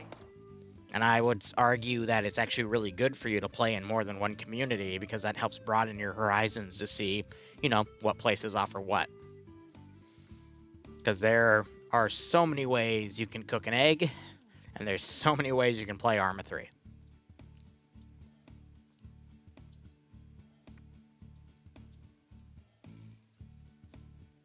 And I agree, which is to build off of your little metaphor there. So eventually you will get bored of chicken. But that's why other places offer different meats. It's still meat. It's a different type. It's cooked differently. It's still going to be good, but it's good for different reasons. But eventually, if you leave and stop eating chicken and you start eating beef or fish, you're eventually going to crave chicken again, though. And you'll go back and try it. It's good to have variation in your life. And Arma is really good at providing that. Which is why I nearly have 20,000 hours in this game. 2.5 years of my life. And I have not been bored with it ever. Since 2016. Because there's so many different ways to play this damn thing. Life lessons with Liru. Yeah, right. That's just how it is.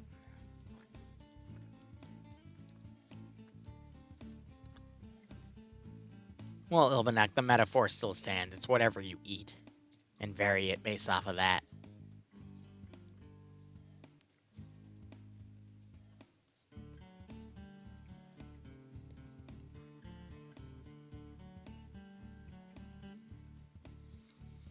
Oh yeah, don't get me wrong. I know certain commanders in FNF people don't really like, but they're entertaining as hell to watch. That Pierce Rush play on the train yard months ago. That was only a month ago, actually. Weeks ago would be a proper term. That was entertaining as hell. Sure, they all died, but it was funny. And that's the really important part. As long as it's funny to me, it's good. I'm not the one down there dying. It's all about that perspective. I'm going to be honest with you about it. I know the people down there dying probably don't like it. What am I saying? They definitely don't like it. But I'm the commentator. Alright, so here's the deal. They've taken away my map. So I can't show you the battle plan that the Argentinians are going to provide on defending. Because they took away my map, whatever. So, we're just going to have to spawn in, blow ourselves up, and call it a day. But round 2 will begin soon, I hope. This one, the brief should be a lot shorter, but hey, let's have a listen. Estás haciendo un corte de pelo. Está haciendo interferencias con las radios argentinas, chicos. Está haciendo interferencia con las radios. Mute myself again because it's not the entirety of the community, it's just one of the major factions. So they're probably just making their defensive plan. And when... Actually, we'll start it right now. Let me write it up.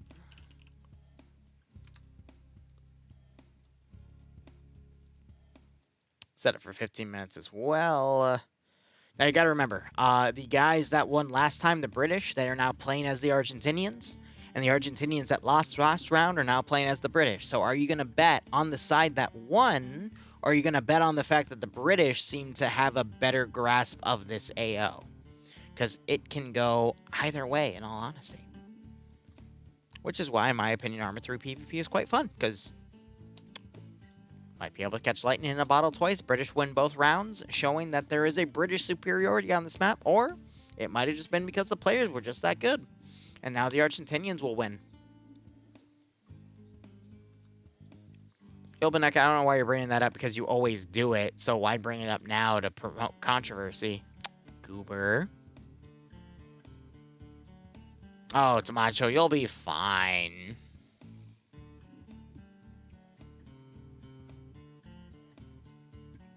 And yes, I know last Friday Yanni did a lot of work, and he was really happy with himself over that.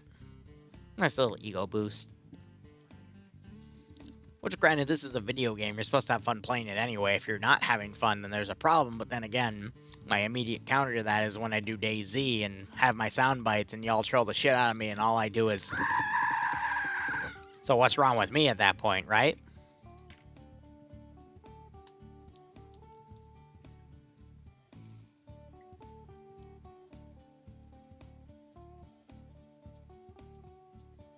Who voted 40k on me? Pickles? Roll? BJ? Buddy? Shut up about the pickles. No one needs to know about the pickle jar. Don't worry about it. Also, it was totally Bloodwind opening it. The confession I gave way back when was under duress. You can't prove it. It's not letting you vote. Jeff, it says you voted for option 1.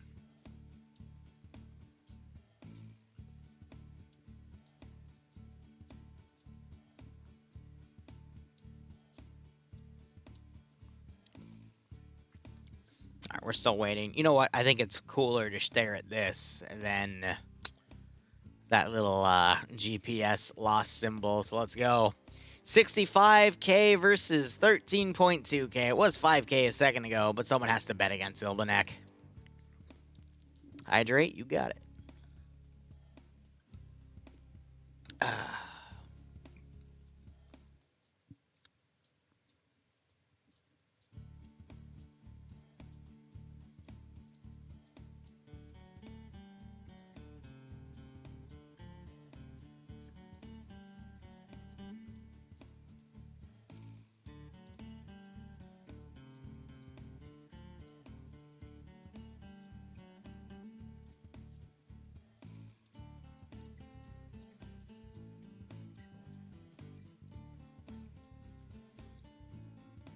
Had some 1.4 some odd points 30 minutes ago, but now you got no points. Ooh. It's alright. Plenty of PvP match commentary done on this channel. You'll be able to make your points back. Maybe.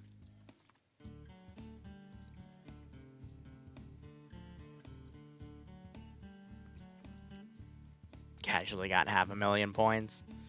It's okay, Az. We all know you cheat. Waiting for Liru to add something dumb for 500,000 points? Yeah, maybe one day. But it's people like you that scare me into thinking I might not.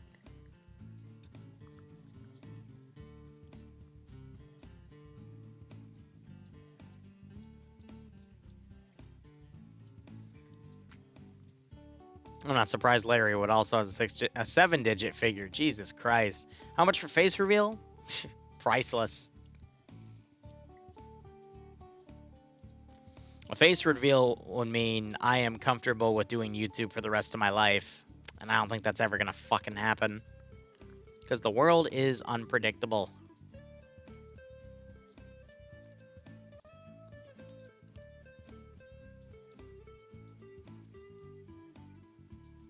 Plus, people think I actually look pretty sexy, alright?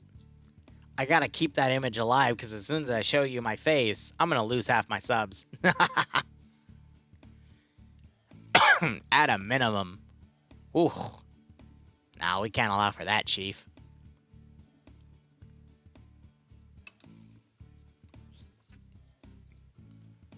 A thumb reveal? Jesus Christ, you guys are desperate for anything.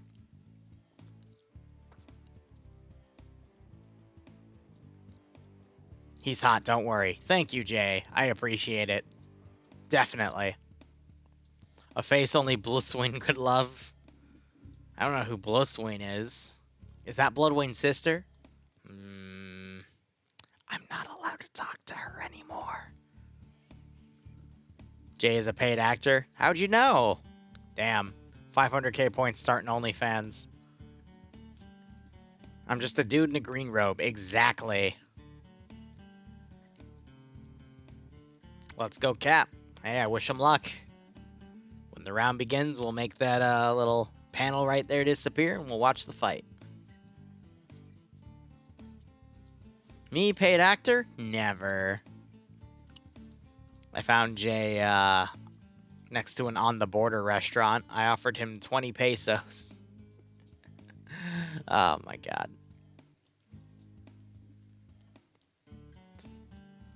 Oh, I know, Az. I know. My job doesn't even pay me. Exactly. That's why 20 pesos was such a steal, Jay.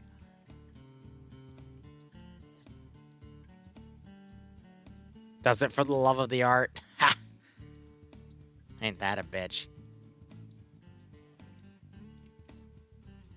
Alright, let's look at the bet now. 66,600 points versus 34.7. It's nearly a 2-to-1 right now. You want to double your points or get half your points back on top of what you invested? Entirely up to you. Gets paid in exposure. Yeah, that's a freaking scam, ain't it? Y'all getting paid?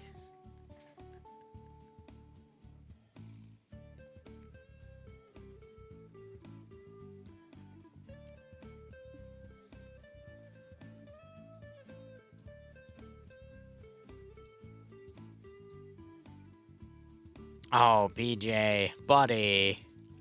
I'd tell you I'd love you and make a joke about it, but you have the yellow, the silver sub badge next to you, in which case I actually do kind of love you, because that means you helped paid for my house, which I need, so Bloodwing doesn't leave me for some rich Puerto Rican fellow. So therefore, I actually genuinely say, thank you. Houses are overrated. You know, Ilbenek, you say that, but where else am I gonna grow my freaking herb garden if I don't have a house? Man, I got parsley, sage, green onion, mint, basil, and thyme going right now. I also just harvested a shit ton of lemon thyme over the summer. Herbs, he says. Bruh. Get a garden? Yeah, with what property if I don't own a house, Ilmanek? And my Bad Dragon collection. Yes, we do need somewhere dry to store the Bad Dragon collection, but... Gosh, Vader, you're unearthing older memes here. Good golly gee willikers.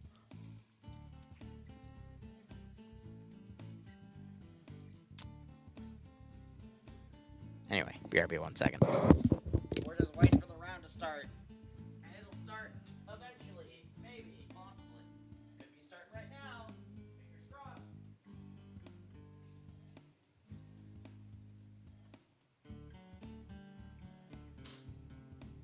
Oh my god.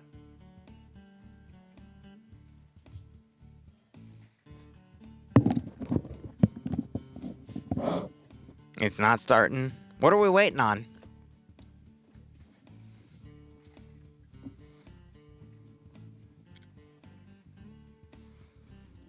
I'm not gonna lie, if I have the ability to retire in 30 years, which I doubt, given how the world's working right now, I would love to buy a bunch of land, turn it into a farm, and turn my channel into a farming channel where we do nothing but grow. Probably medical marijuana, I'm gonna be honest. That's where the money is. But it's not about the money. It's about having fun with what you do for a living. If you live for another 30 years, you'll be surprised. Keck. Layden just messaged me saying he's gonna kill me on respawn. Cool. I'm gonna be executed like a dog in the beginning. Alright. Well, guys, it's been a pleasure. Unfortunately, I'm about to be raided by the Spanish Inquisition. Not gonna lie, I did not expect that today. But hey, it's been a pleasure. Actually, Mutton, if it's medical marijuana, it's CBD marijuana, not THC marijuana. So it's not the quote-unquote fun kind. It's just the actually help people out, not have psychotic breaks find. Farming Zeus, exactly. I'm sorry, Jay, I haven't paid you your 20 pesos yet, but if the Spanish Inquisition gets me, I'm not going to be able to pay you out. I'm so sorry.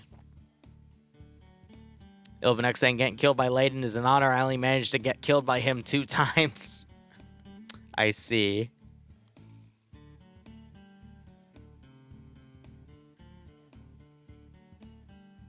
I know, Jay, we had a deal. Also, Shark, that sounds great. CBD is a scam? You know, I wouldn't say that based off of it. Not my own personal experience, but my mother is really heavy into CBD, and it's really helped her with her own alcoholism. So I wouldn't say that from my own experience with it, but I know everyone has their own body chemistry, and everyone's body chemistry behaves differently. So for you, it might not work, but for others, it could very well work. But that's why there's other substances, which I know some are technically illegal, but they'll work. Like most people, if they do THC, they get a buzz from it. I also know a few people that go like batshit insane and psychotic and super anxious if they go on it. It just depends entirely on your own body chemistry. Me, for example, I can't have morphine and I can't have laughing gas. They don't numb the pain for me. They actually make me go batshit psycho. It's like someone with a meth reaction. But for me, it's morphine. Why? Don't know.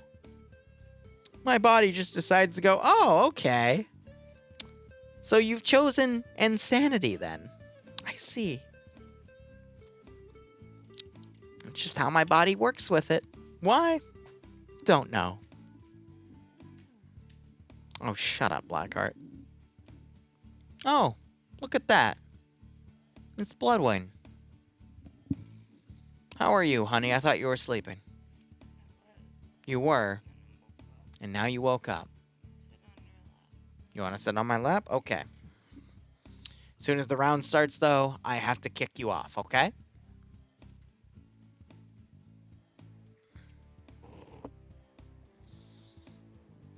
Jay, I haven't paid you any pesos, and now Bloodwind's gonna strangle me, so now you get no pesos. No, she's not gonna hydrate me. She's too tired.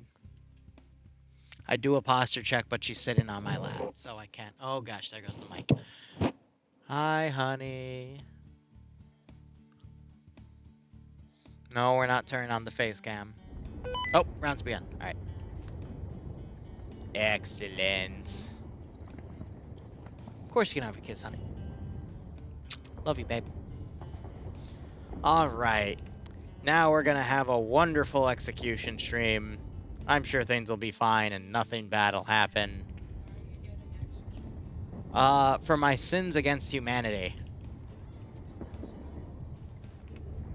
What do you mean it's about time?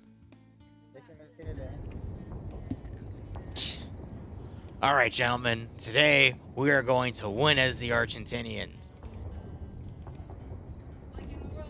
Like in the World Cup. Viva la patria! Bro, there's ammo in here. All right, I'm sure we're going to be fine. Everything's going to be fine. Liru, come here. Yeah? What's up? Hey, I will...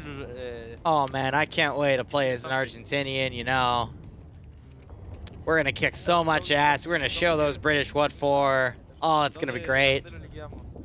Huh? Come here, my friend.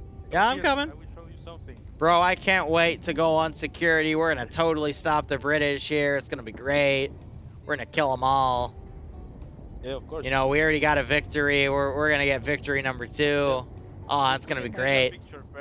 We're going to take a picture? All right. You know, that's great. I love a little bit of special treatment as a streamer. Michael!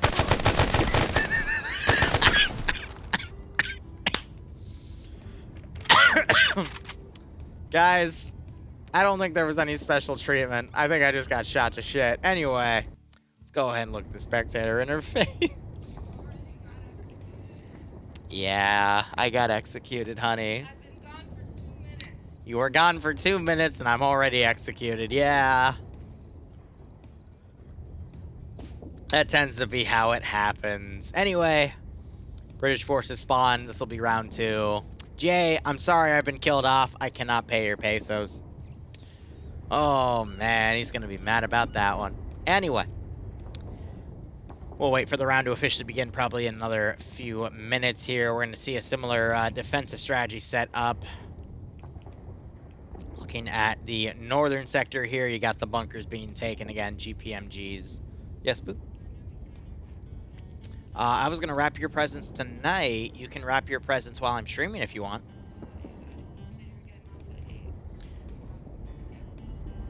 I don't want to wrap your presents in front of you, Goober.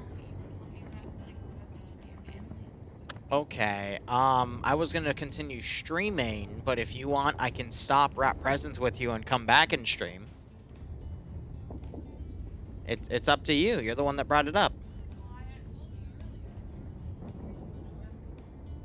I don't recall that conversation, but if you claim it, then I'll believe you.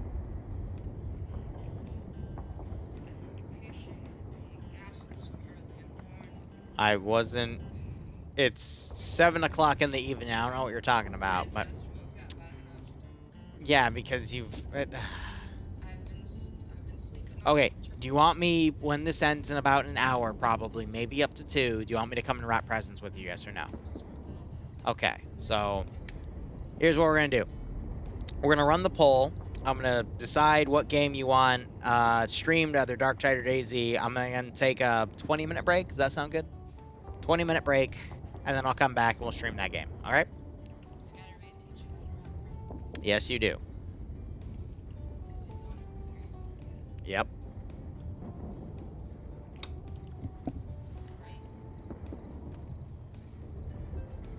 Alright. No, we're not going to do a present wrapping stream. That would involve a lot of balaclavas. What? No, we're not doing a present wrapping stream. We're not doing a I don't want to do a present wrapping stream. I have to be sober for that, and I'm not sober. This was full 2 days ago.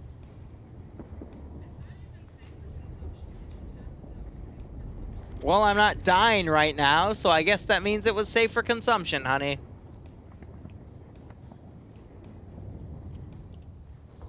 Alright, now we wait.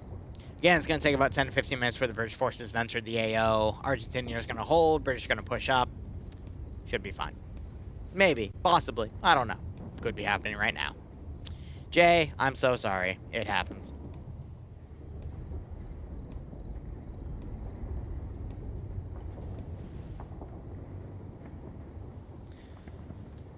Now we just wait it out. Otherwise, I think to make the round go a little quicker, the British could have come in a bit more. But again, I understand why they're so far out because of, you know, render distance. In fact, the Argentinians have pretty high up positions. But, you know, to prevent the British from being immediately boxed in.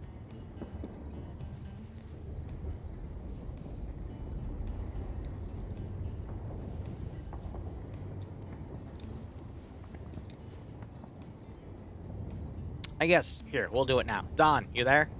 I have a job for you. Let's kill a little bit of time. Don, put up a poll saying Darktide or Daisy. And we'll do the poll now, and that way in, what, hour and a half, 2 hours, we'll run that. Because I'll be taking a break doing some quick present wrapping. That's funny, Jay. That'll be our game done after. Either way, if Darktide wins, then we'll just do our Darktide Weekly. It's got some Grimoires to pick up between George R.R. Ogren and Tatoth, which is our sharpshooter. If Daisy wins, then we'll do some Daisy, and then I'll probably do some Darktide after, but probably won't stream it. Anyway, let's listen to Mr. Goaty Goat. What does he have to say about this AO? What the fuck? There we go. I couldn't agree more. What do you feel the British have in the main advantage? Mission has just started. Going in as they played against, as the Argentinians first, what do you think they're going to learn from that and refine their defensive lines with? What's your 2 cents? You know, can you clarify on that? Yeah, that is a good point. What do you think about the British, though? Actually, excuse me, the Argentinians, now that they've played as British, do you think the Argentinians stand a better bet on defense in this AO, considering the British in the previous round, I think, played the best assault run in terms of moving up to both AOs? Do you think the Argentinians will make better defensive lines against the Argentinians players? I completely butchered that. Do you think the Argentinian players now, since they played as the British in the previous round, will make better defensive lines against the British players that played as the Argentinians the previous time, or do you think it's going to be vice versa?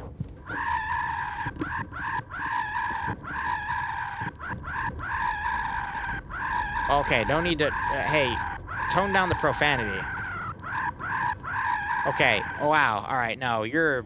I gotta kick him off. Apparently, he's a little racist against Argentinians. I didn't need to hear that. I think he's a little angry about how well they did in the World Cup compared to the British. Could be wrong. It's hard to understand the Gaelic accent there, but wow, I am so sorry.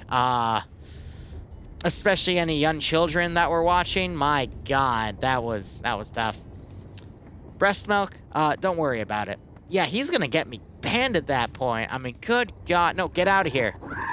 No, I told you, stop talking about Argentinians like that. God damn. All right. I'm having security escort him out. I'm so sorry about that, guys. Damn. You know, I didn't realize goats were incredibly racist, but I guess we know now. Jesus Christ. Anyway, British forces are on the move here. We see them in 3 separate groups. They might stay that way. This group looks like they're going south to reinforce the southern group to make that attack wave again. You see that they've divided the communities here to various different angles on Overwatch here. They've also sent some guys out to Overwatch that side. Meanwhile, to the south, you've got pretty much everyone staying in the sector itself. CTU hovering, FCLA covering the rear on the HQ position. But these guys have set up ARGA to cover the far right flank there as well. Alright, Obrest, I hope you enjoy it. It's round 2 of the Falklands fight, basically letting both sides play as the other side here. Gonna take about 8 minutes, give or take, for the British forces to get into position, and we're just waiting on things to erupt at this point.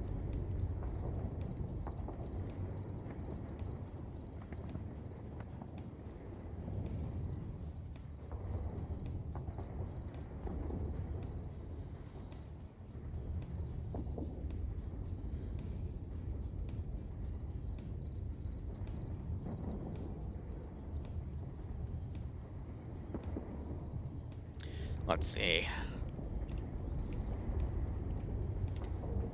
I'm gonna switch it to location, so that blanks that out. British forces going in a line formation here. I think the map actually slowly gets a little brighter.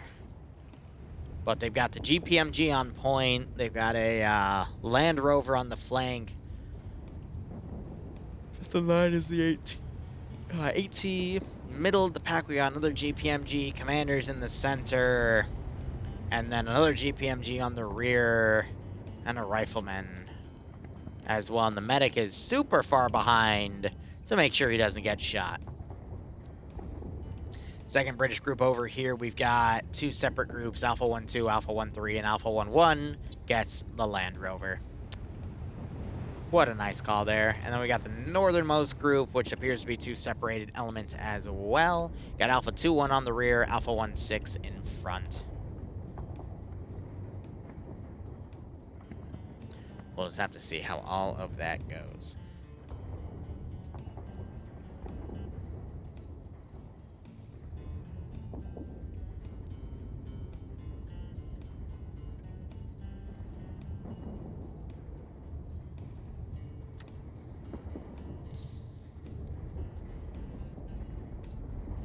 Yeah, right, Milk?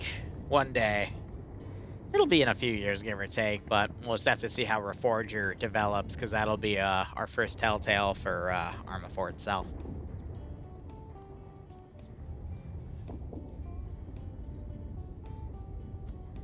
I don't know, based off of where Op 4 is moving right now, sorry to blind you all like that, I think it's going to pretty much be a mirror match in terms of we're going to have the British come up in this route over yonder. And then these guys probably go up to this ridge as well and engage from down there. But we still have quite a bit of time for the British players on Op 4 to maneuver in. Quite a bit of downtime.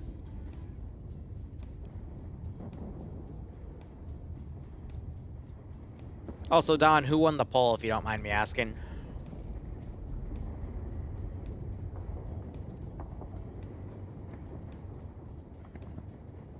Just throw soccer balls at the British and they'll lose, good God.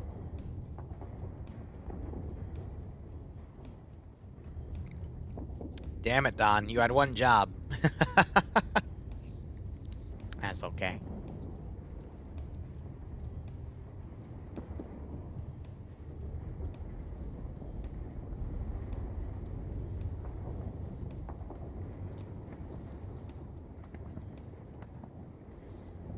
Two of you saying DayZ. Well, let's see what Don says. DayZ 1? Alright, cool. So, when this round ends, we will go and cover some DayZ. After 30 minutes to an hour, probably around 30 minutes to wrap a few presents. Shark, unfortunately, that's not how it works. Sorry to say. You gotta verify your click before you hit the button to accept the click.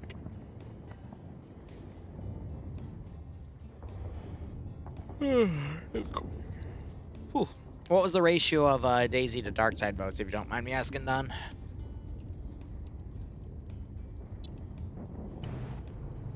Oh, so I have an M79 gunner in here. That's interesting. 7 to 5. Well.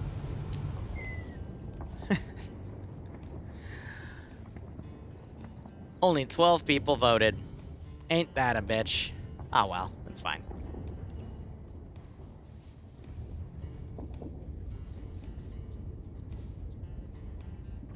So I'm a little confused. Now the British have M79s. I didn't see M79s used earlier by the British side, but hey, you know, shit happens. Revote? No.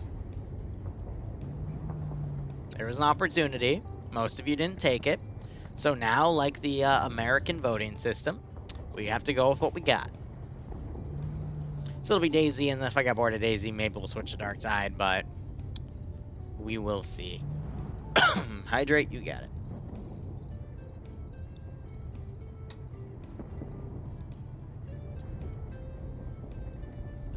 So yeah, again, British walking on foot. They're about to enter the first position here, which is marked with an exclamation point.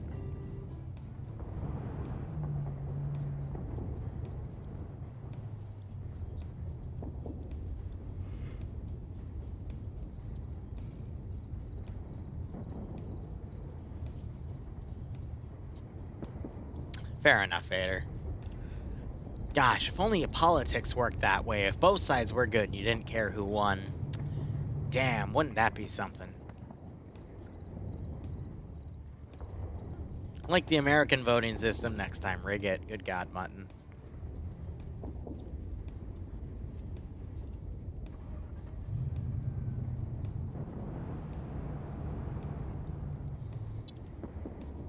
Alright, so these guys trying to stay low as they advance. They're crouch walking.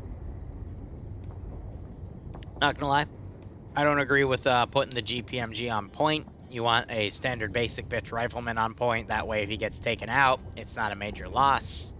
GPMG you can keep on the second guy, though, to immediately provide return fire should something like that happen. Perfect check saying you demand your recount, Florida. Bro, you are like 22 years late on that. Unfortunately.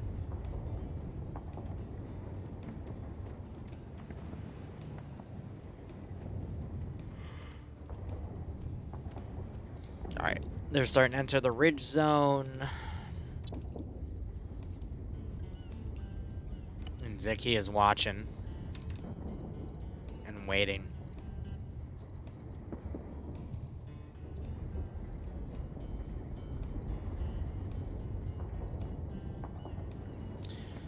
Floppy, I've seen people do it. I think it's a little interesting, but I genuinely don't have an interest in it personally. Because there's not really any way to monetize it.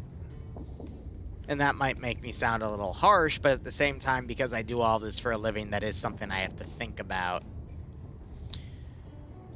So my hobby, I would say, is PvP commentary, because again, not really a lot of ways to monetize it. It's not as popular as my main content, but it's something I prefer to do. So I only have the time to cover events like these. Jay, what would you pay for it? 20 pesos? Unfortunately, you don't have those 20 pesos. 15 pesos. Where are you going to find 15 pesos?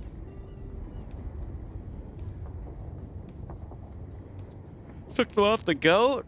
Oh, gosh, don't mention him, all right? He already said incredibly racist things against Argentinians. I don't want to bring that up again. Man. I guess there's a goat strike going on or something.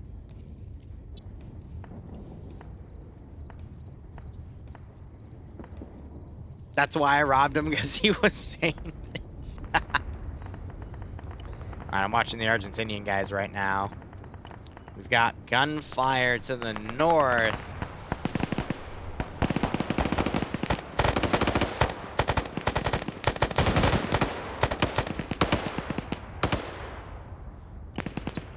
They're starting to fire at British forces that are coming up right here.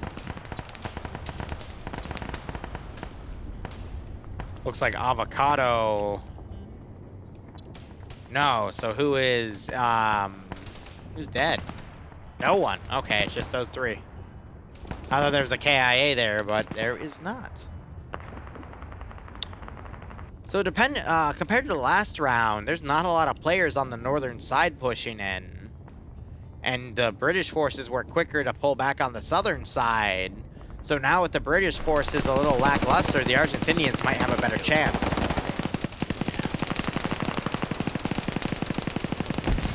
Wolfstorm Phantom, thanks for the 14-1 resub. I hope you keep enjoying the operations, and I hope you got a nice kick out of this scenario. Ooh. Wow. right on top of the rock. Not sure if it did any KIAs because I think the rock absorbed most of that blast. Plus, they don't have HE rounds on the Argentinian side. It's only AP, but that is definitely a nice shock and awe weapon. Elmer is dead. Something just knocked him out. And you got more British forces trying to flank around the southern side to push up.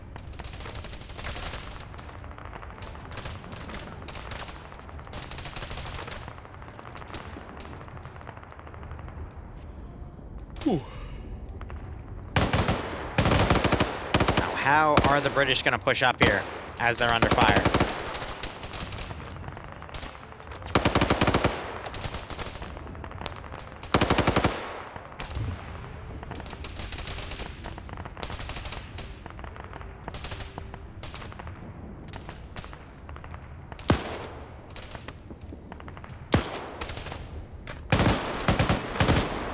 I feel like the British might defeat themselves in detail here since they're separated across so many different areas.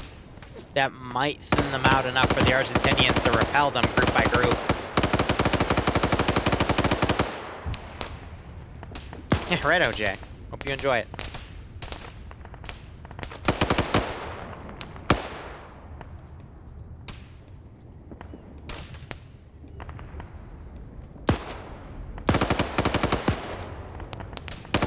Started checking bodies, but he's down.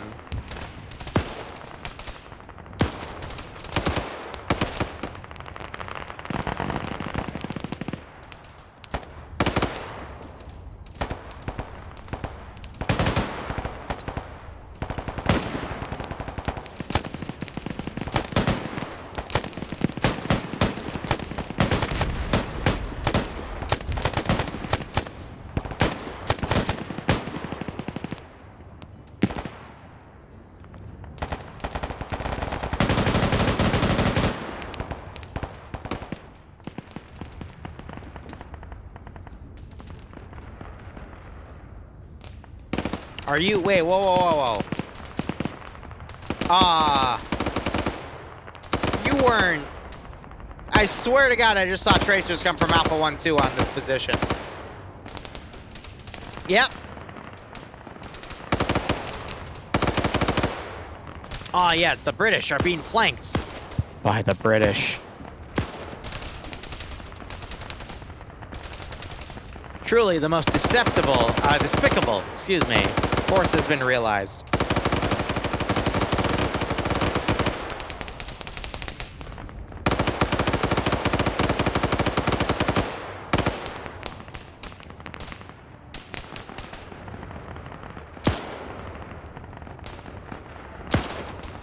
Civil War. The various British groups have turned on each other.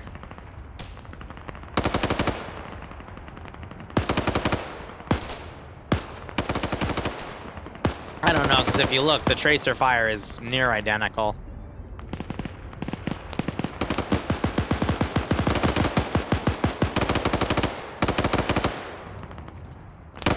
Yes, this is Falklands. Falklands PvP.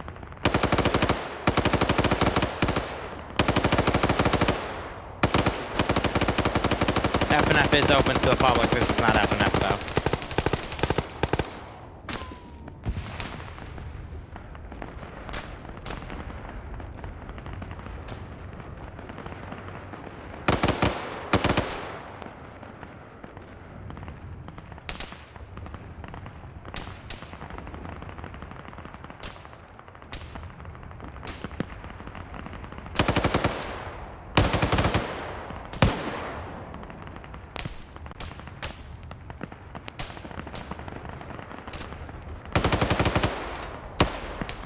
So from what I was told, the British players for the GPMGs had 1,600 rounds total, which is 16 boxes between themselves and a few assistants.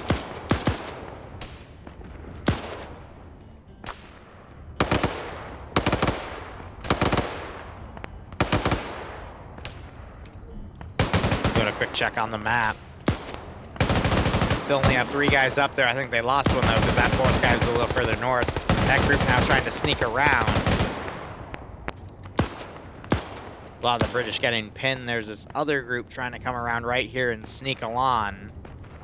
They're gonna have a lot of room to crawl, though. But the Argentinians don't have anyone watching that flank. Oh, wait, they got this one guy. Oh, he appears to be dead. Let's see if we can find out who he was. Wow, what an idiot. Anyway. I don't think... Alright, no. Edward is also dead. And then, I know there's been a few deaths on the British side, but they left the server already, so...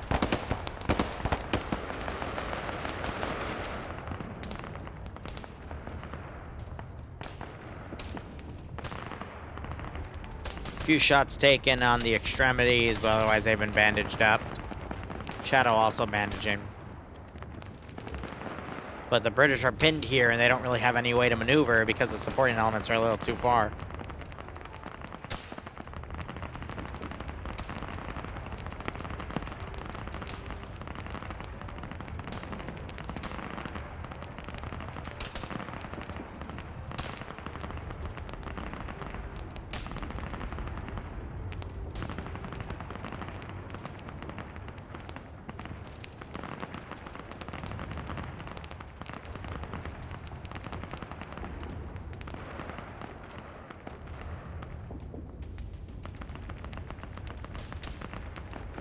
Brother, I am pinned.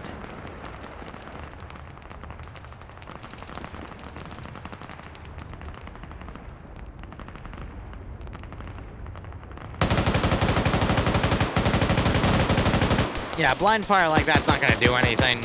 Just freak the enemy out, and since they can see the bullets, they'll see that it's blind fire and not really be suppressed by it. Whereas, look at that, now they're taking accurate fire from turn.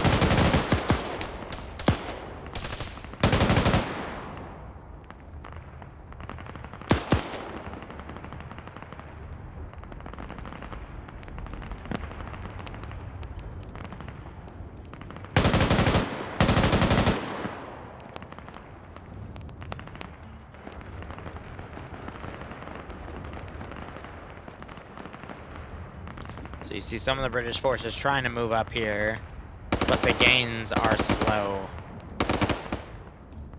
These guys, meanwhile, they're going to be in the process of crawling up there. If they're able to get up there, they might be able to do a pretty nasty flank, but not going to be much. Wow, Layden just got blown away by that HE round, and he is unconscious. Ziki has also been killed. More HE coming up. These guys appear to still be okay, though. So 2 KIA. No new op for KIA, though. That round goes way over.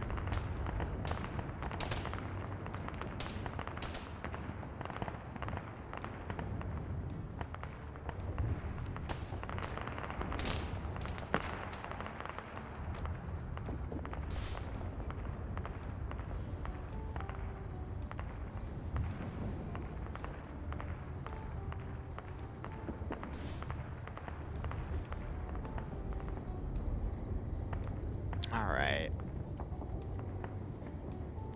These guys trying to stick in the cover back here, but still not watching their left flank. You can see the British sneak in, but them crawling like that's going to take them a very long time to move up there. Let's give them a warm welcome, shall we?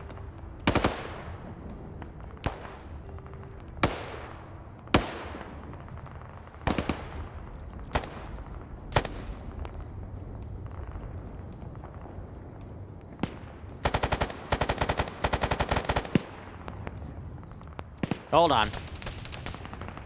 Looks like Pusho here noticed. Maybe he saw some white contrast with the black because of that one guy he's shooting at was crawling over.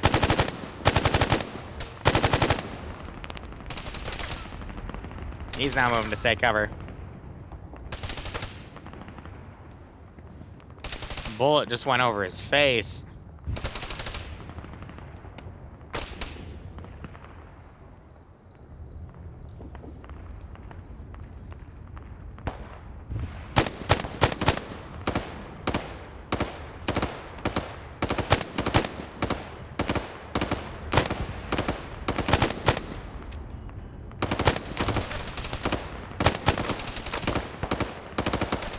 I cannot see them down there, in all honesty.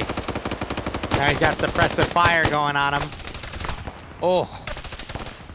I think he's crippled. Now he's trying to roll back.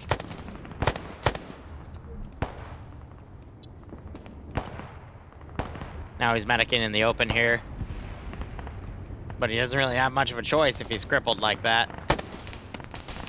Alright, so this northern garrison, I think, is going to be able to repel this. They're down to 2 people. As I say that, cast their curses. It's only Riddell there, and then 3 guys on the northern side. This group has a lot of dudes to fight against, but they're holding pretty well. They only have 5 defenders on the front line, so maybe British will be able to take this sector, and then it's going to be a massive fight for that second sector. So can the 5 remaining defend? Ladle was brought back up. We'll have to see. Norval trying to put some GLs out. Maybe that was a flare round. You see these guys in the open running around there. Lots of fire going in.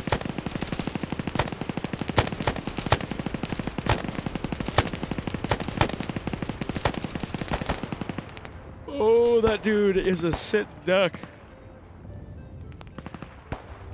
Gabriel trying to move up. He's taking accurate fire, though. Gets hit. He's trying to move up.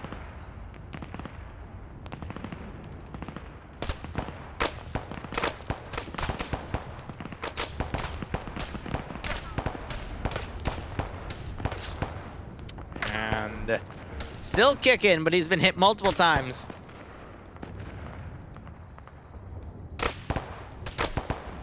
And I think he just went down. No symbol remaining. And most of the element hasn't moved up with him. Yeah, the issue is there's no cover around here.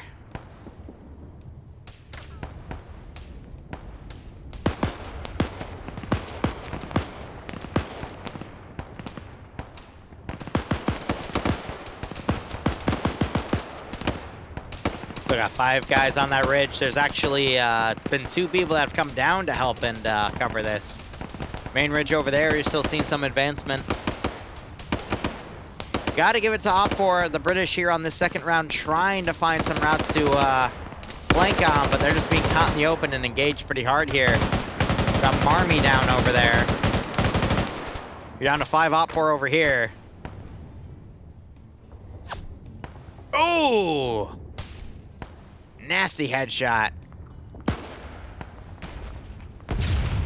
So we got Biker up here, 8C4s going by.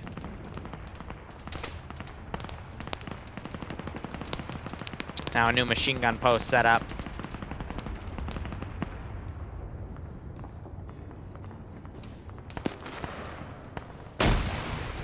Wow, that just took out 2 of them.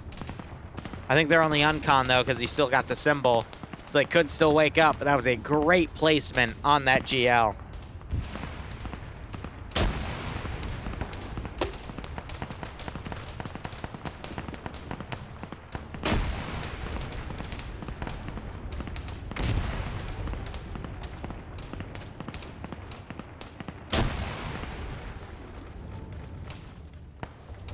Trying to return fire with his own M79.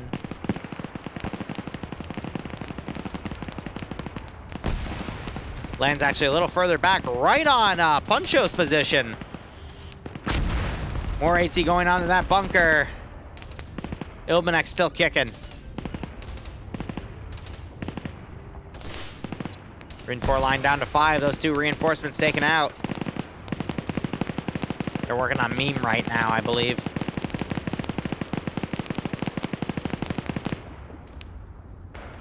Wow, those 3 over there were taken out. Don't know who got the kills, though, because it's reporting as 0, so it might have been a machine gunner back here. We got a -1, though. Someone friendly fired. Wait, both of them had -1. Interesting. But those 3 Op4 are dead.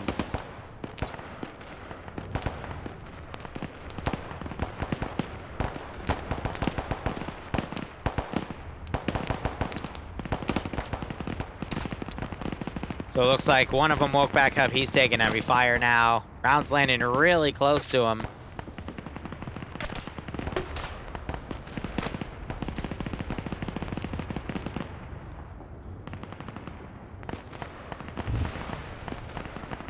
Rolling right by his friend. Oh, man. Still taking fire. Hey, he's over here. Shoot him.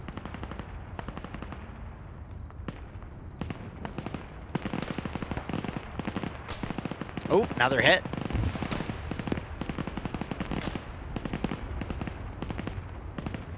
Galvis here is trying.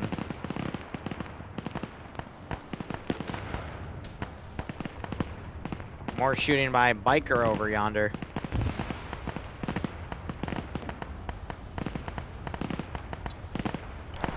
So got Ilbanek with a GPMG. He's trying to fire down into that group.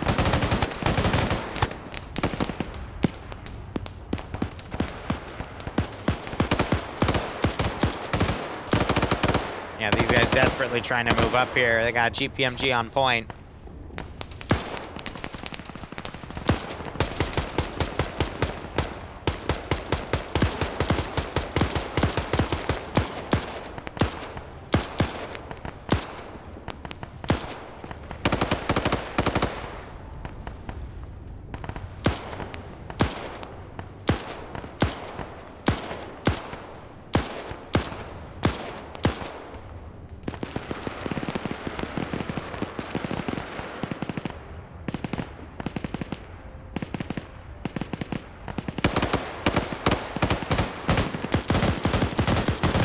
So rough assault, but we're starting to see the British move up. Looks like that other guy was picked off eventually.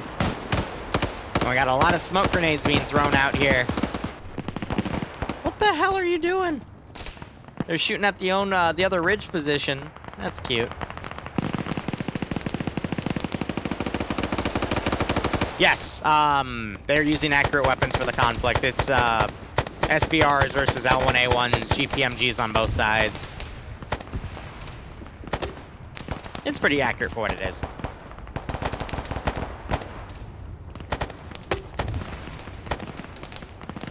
How's the ridge down here looking late in? Meme was able to be brought back up. And you have Norville here looting this body.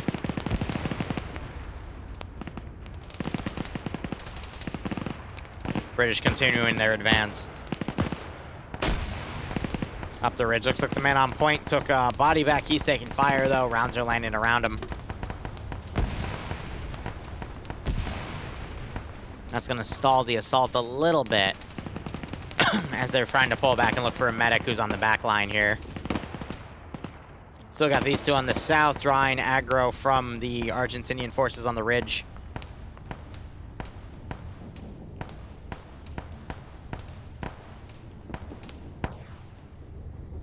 And OPFOR's only down to one single guy in the other assault wave.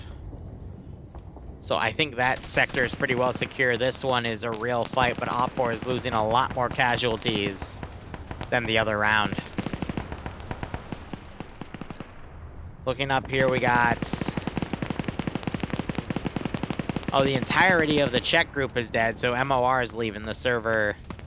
There's only 3 guys left on the front line and 2 guys on a ridge back here. So we could still see British get their foot in the door.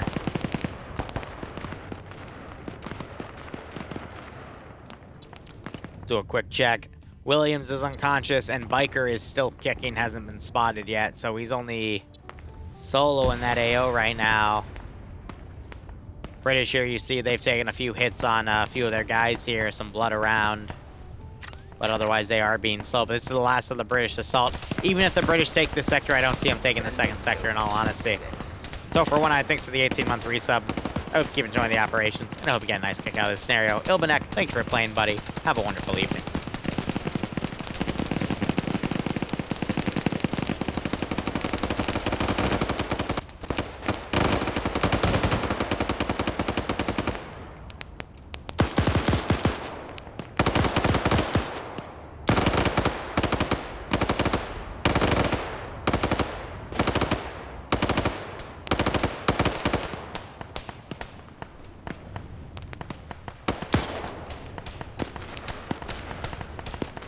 This is their back line right now, trying to supplement their front line with suppressive fire.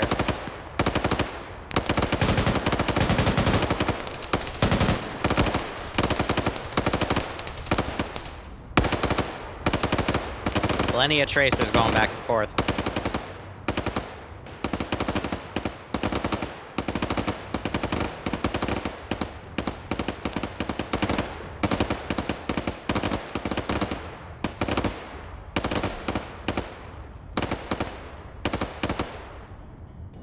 Looks like the two in the bunker either pulled back or were taken out.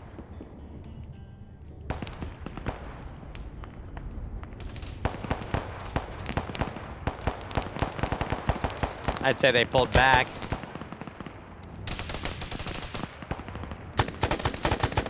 Ooh. He dead.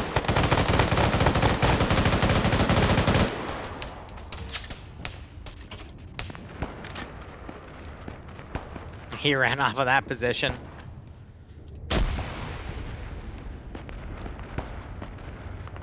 And it looks like the northern guys also fell back. But it looks like Norval and Meme were actually taken out right here, possibly by Biker, who is on 2 kills. So yes, he did snipe them both. Ooh, round. Oh, round splashes his face. He is now down.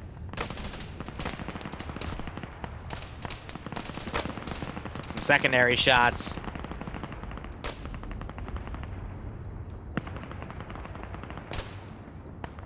Yeah, right, Cam? That's pretty much how it's going. Why is it so laggy? What do you mean? Shouldn't be laggy. Not dropping any frames on my end. So what do you mean by laggy? Alright, I don't think Biker is weighing back up. He took multiple shots to the front. True, it is Arma.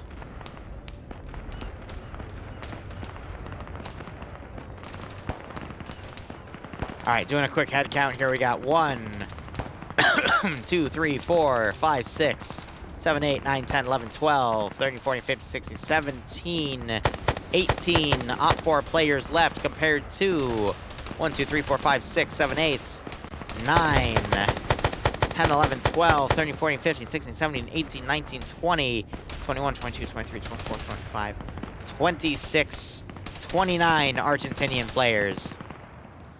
So the British do have the number advantage on the southern AO, but overall, the Argentinians have a number advantage here.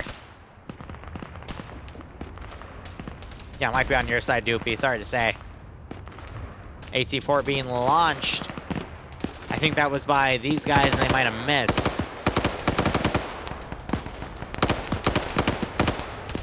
Otherwise, they're continuing to move up.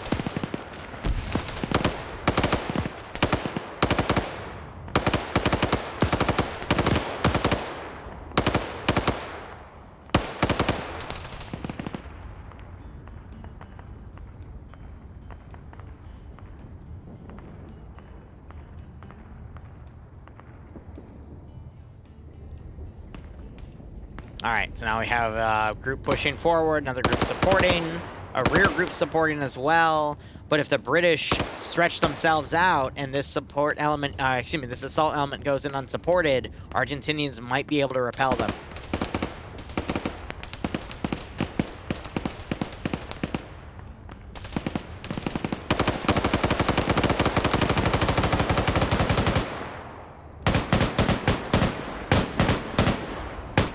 Look at that suppression.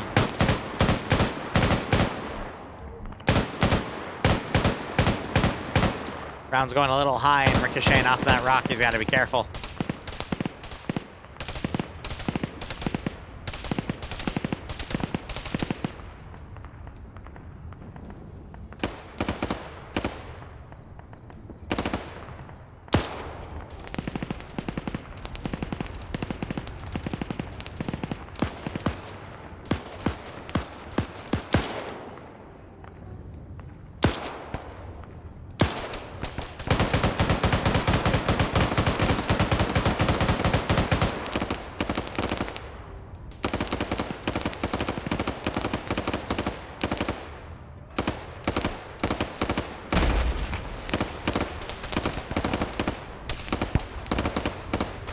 I think that AT-4 completely missed.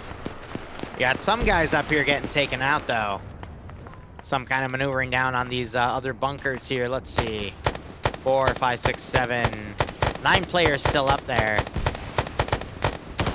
Last machine gunner's still back here trying to distract. He's on no kills, though. Op 4, meanwhile, still pushing. Twitch is held together with duct tape? Yeah.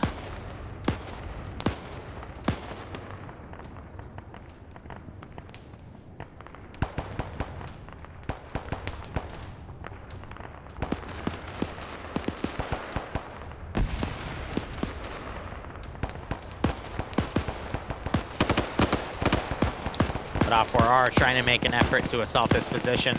Though I'm noticing not a lot of casualties on this push-up. So that means they're really weakening the Argentinians' ability to defend, but also seen some fire coming in on Argentina's position from their other side as well, so it's a little worrisome. This is their defense line.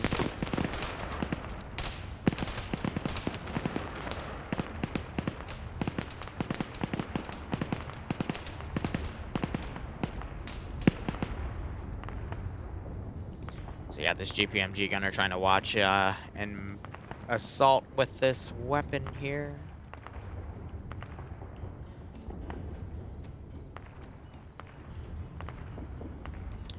Blue 4 starting to push in the sector, though.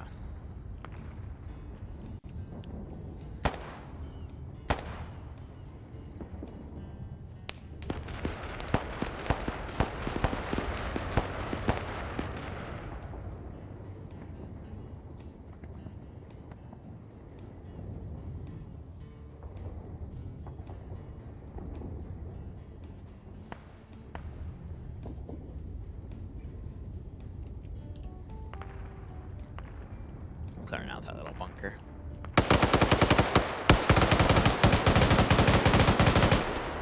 Ooh, return fire takes him out.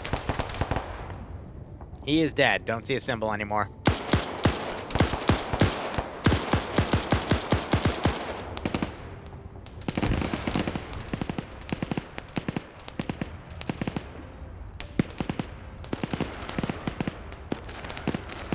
All right, 4 guys up in this bunker, trying to push. Argentinians holding this area. They got a force flanking on the side. They're not getting down. A lot of suppressive fire going in. I think the box just ran out of ammo, though. Oh, a GL just came in and took Nix out.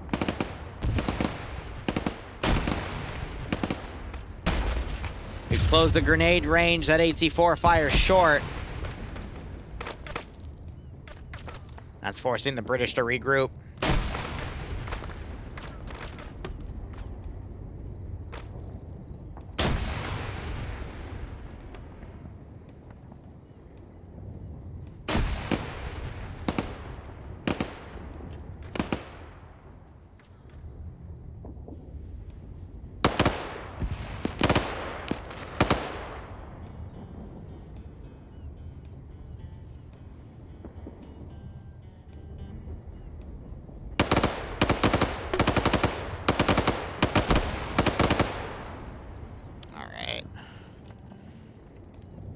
So we're down to 7 Marine 4 players here. It looks like they're trying to do a pullback.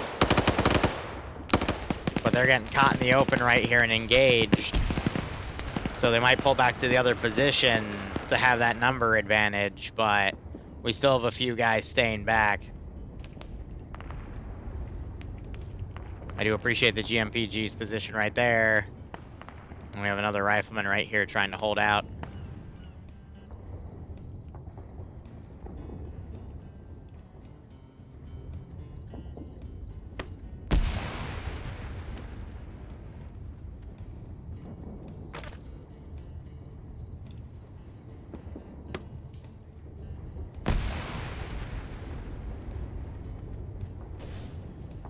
More flares being fired. British down to 5, 9, 13, 14, 15 players. Double tap just to make sure. Argentinian remnants trying to hold another defensive line right there. They got a few guys in the trenches themselves.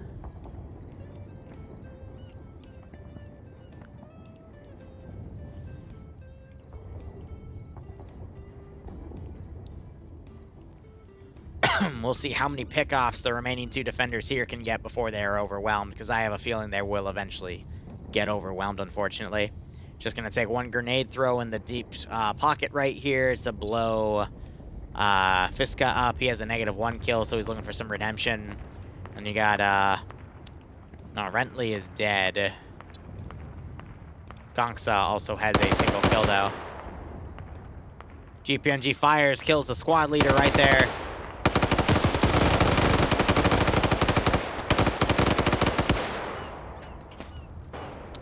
Wow, rounds deflecting off of that ammo box. A little bit of desync right there. He's going to do a quick reload.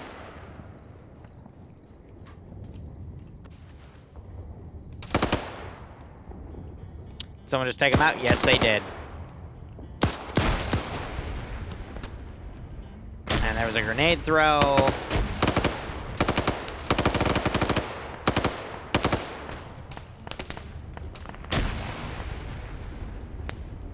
Got some side fire coming in from the other objective.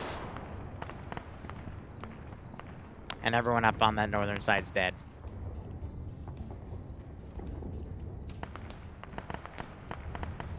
Not gonna lie, this round's probably gonna go over longer than the second, based on the fact that the previous round ended in 10 minutes. Oh, bad time to be medicing Gongska. He's taken out. Argentinians, meanwhile, counterattacking with 2 guys along the southern side, 3 holding security on the north. Nothing on the south on Op 4 there. These guys could then hook it north and engage, but they don't know how big the British group is coming in. Oh, one of them got picked off, though, so it's only Michael coming around. Oh, he might have been kicked off on accident. Yeah, SEMA ticket failure. That's gotta suck. 1, 2, 3, 4, 5, 6, 7, 8, 9, 10, 11, 12 remaining. Truck driven up.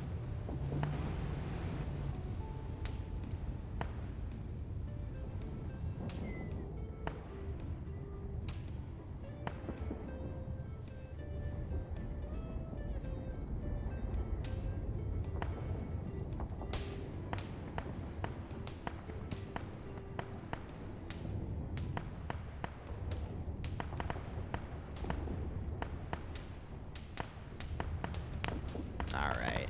They might get in the Vic and try to drive up and rush, but that's also pretty damn risky. Oh yeah, rocketing the Vics, though, would cause an explosion, killing off most of them. But let's see if Michael's able to, Miguel, excuse me, is able to get up there. We'll see if these 3 are able to come in and do some sort of counterattack as well. GPMG fire coming in pretty accurately.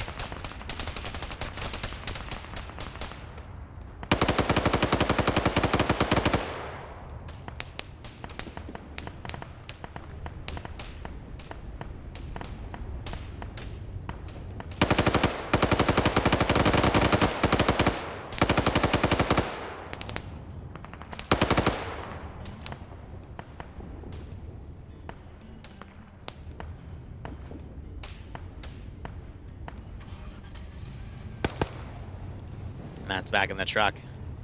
Miguel, though, coming in along the rear behind this one trench line. Or bunker, excuse me. He's got a GPMG. He could do some significant damage if he gets behind a right group of people.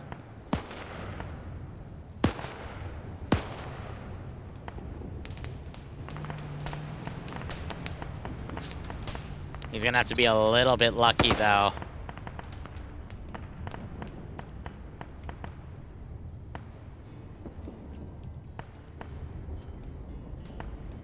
Mendy, I think, may have been able to come back on the server there.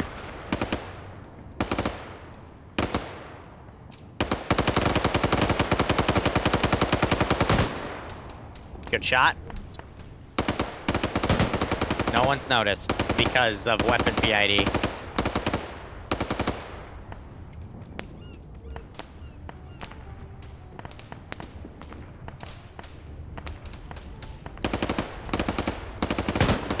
Uh-oh. Ah, and there goes Miguel. because Matt came back and checked on the rear line. Now that sector is officially being captured. Oh, that's a shame. We're going to see anyone else try to come in and counterattack. Yeah, they had to figure that out because they weren't capturing the zone yet, which meant there was still green 4 in the sector.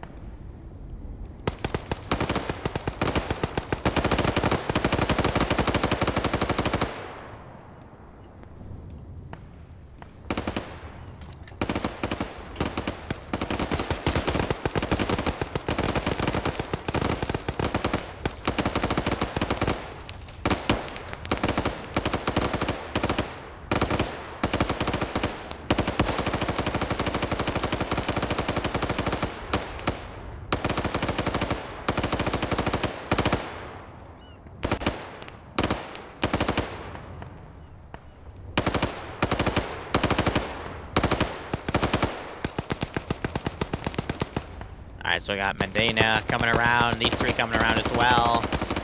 However, it is a little worrisome because these guys have this truck right here, but they're not facing that direction.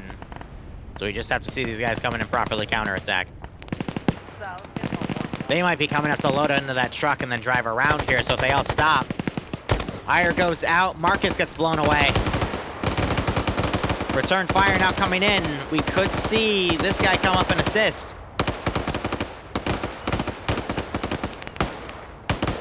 Maybe someone climbs the rocks. Tenji might come around. GL's going off. Matt's taken out. Not dead. Oh, look at that. That was you, wasn't it? Yep. He found the GL off of Puncho's body. And he's getting some massive multi-kills with it. 3 kills there, multiple wounded. Great placement right there. So we'll have Cobra up. Matt's up. Midas is also up, but they're unconscious. Great GL placement there. Play of the game, I'd say, in terms of multi-kills. I got Tenj coming up to try to double tap, but wow. Great work there. You got some Op 4 guys now turning around. Maybe they heard their, those GL rounds, but wow. Green 4 could come back and sweep this up. Mendia now trying to get Abul there, but is unable to land the shot. Might get flanked in a moment. Sector now blue because Mendia entered it. And you got these 3 counterattacking on this side. We'll see some double taps. But wow. That was great.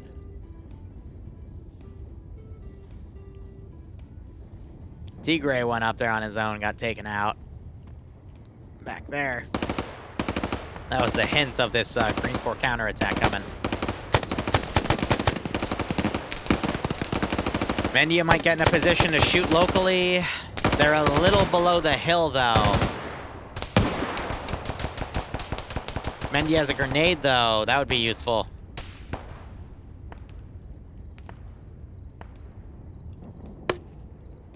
Ooh, GL's going off. They're landing short.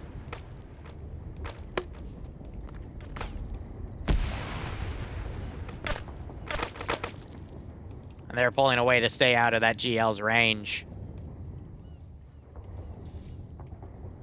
Ironic that this all happened right next to me. Oh, and there goes that Vic. I wonder, yeah, so he gets credited for the vehicle kill. Mendia comes up and I think just got him, though.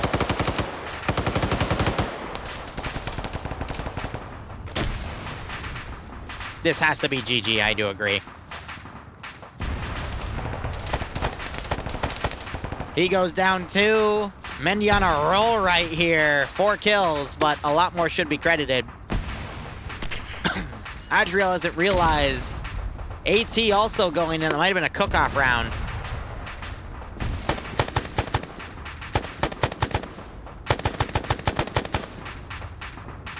Grenade goes out. That might actually be good enough. It lands right behind him and takes him out. But this is now 3v3, I believe. And there's still this massive Green 4 garrison right here.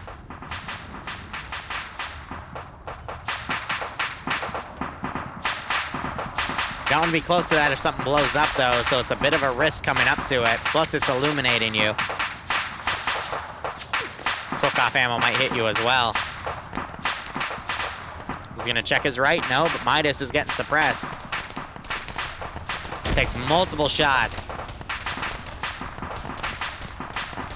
I think Tenji actually just blew up. Yeah. Cook-off round just took him out. And he is only unconscious, but I don't think that's going to last too long. 2v2, or 2v3 actually, because Midas is still kicking, but yeah.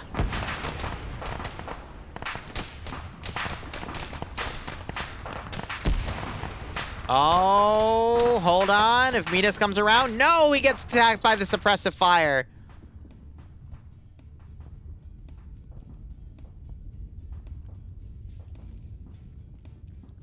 Will he come around and double tap? Shoot him. The body's twitching. There it is. Oh, man. So, I'm gonna call him Soto. Send in Goat Team 6. I think he's about to get ring around the rosied here. Pocket full of posies. Ashes, ashes. We all fall dead. 2v1. Marcus, thanks for the 18-month resub. I hope you keep enjoying the operations, and I hope you get a nice kick out of this scenario.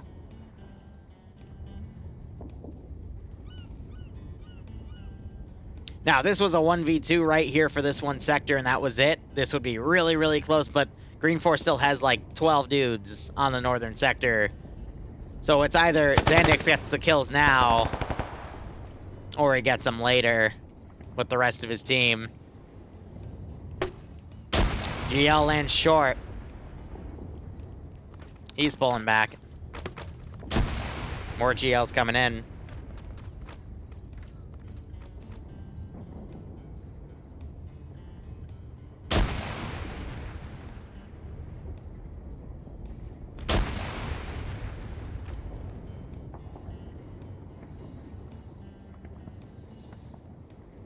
Send in Goat Yep, he Team pulls 6. back. Two are now pushing on him.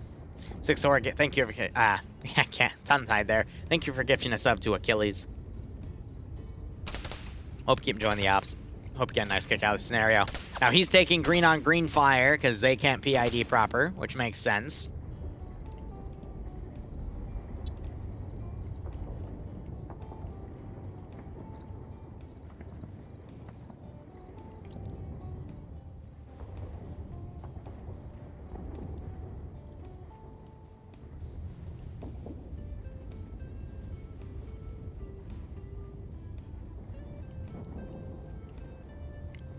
These two are looking for him.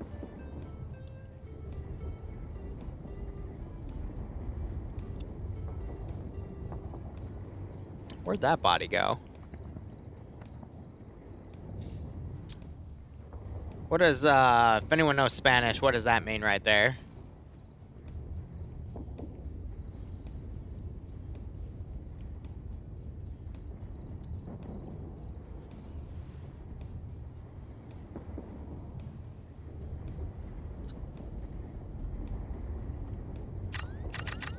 Nope.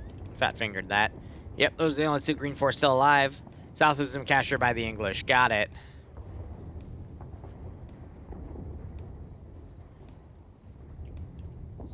Alright, he's gonna fall back.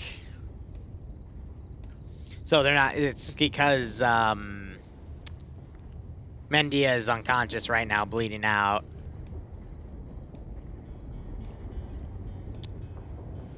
So they weren't able to technically counter it, but it happens.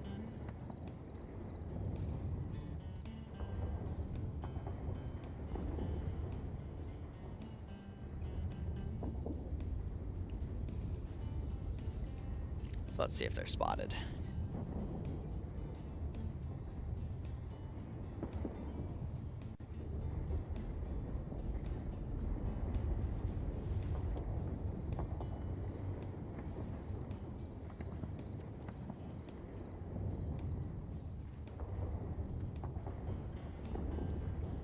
Yeah, players don't understand how one-sided it might be, but if we're in the spectator interface, we know it's all over, you know?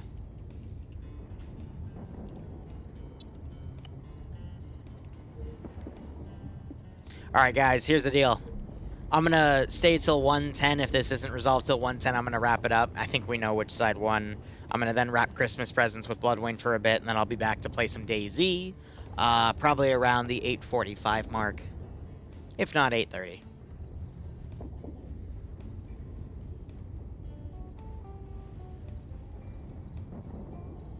Maybe past 9, I'll do something else real quick.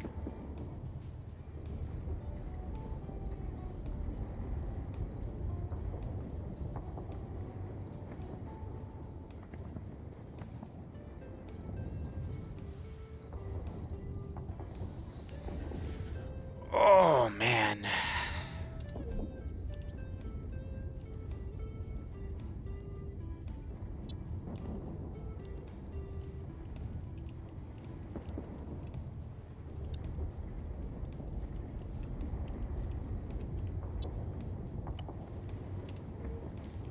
I feel like this guy might see him.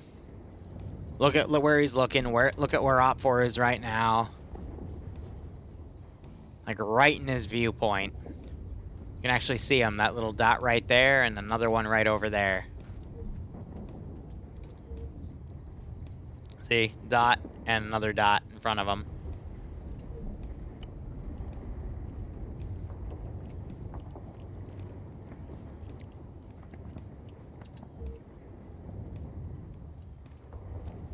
See him right there and right there.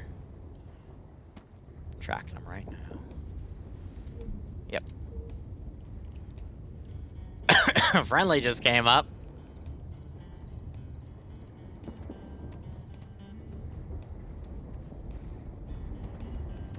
All they need now is an airstrike, yeah.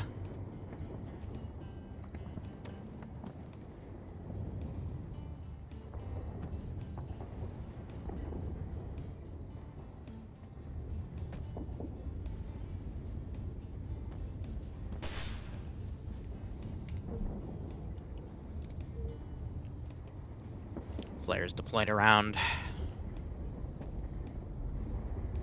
Now we just wait.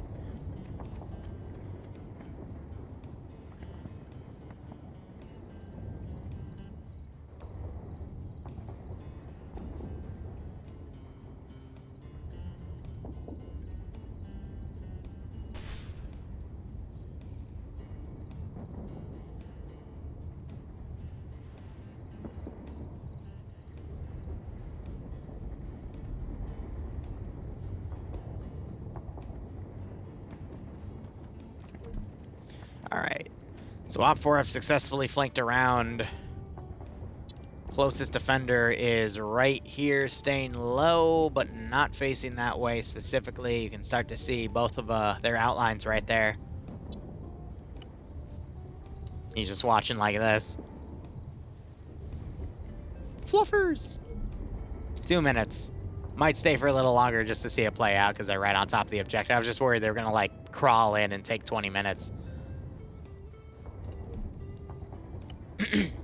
Can Op 4 with 2 members perform a clutch or kick, and take over the entirety of about a 15 to 20 man Argentinian position?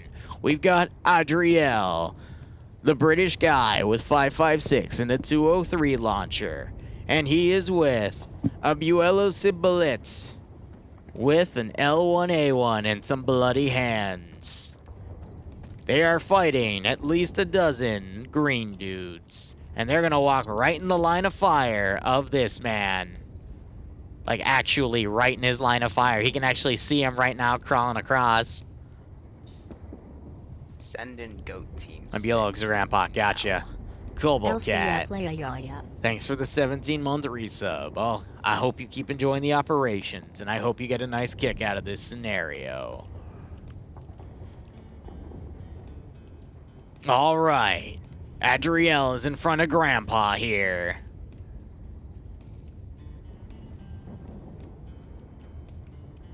And he is on point.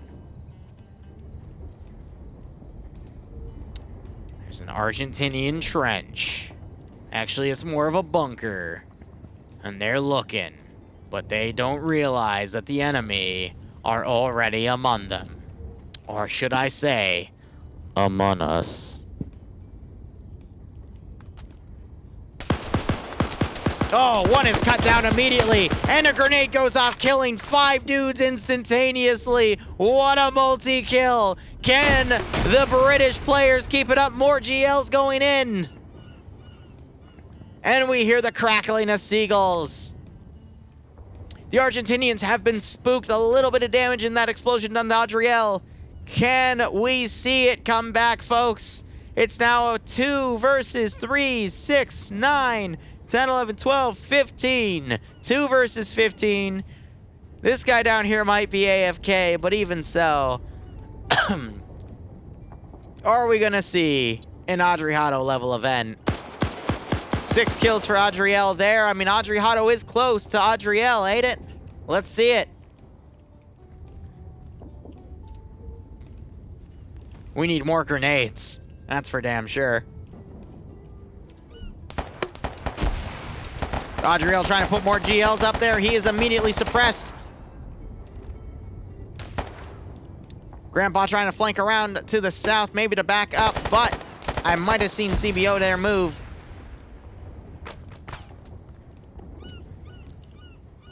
Oh, he's looking up. He's awake.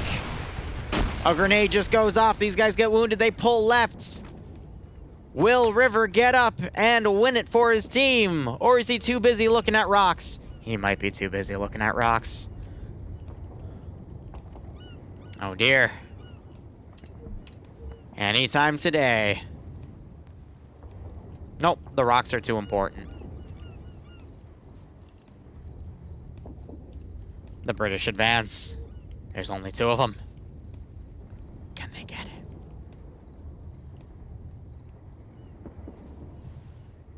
In his defense, those are some pretty fine rocks. You know, I agree with you.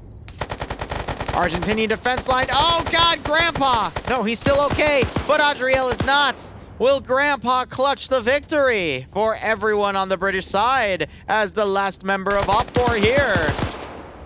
And Grandpa takes a bullet to the face, and unfortunately, he does not. GG. Pay it out to Green 4. We'll be back in 30 minutes to an hour. Thank you so much for watching. Go operate operationally. Don't ask Grandpa about the war. Cheers, and have a good one.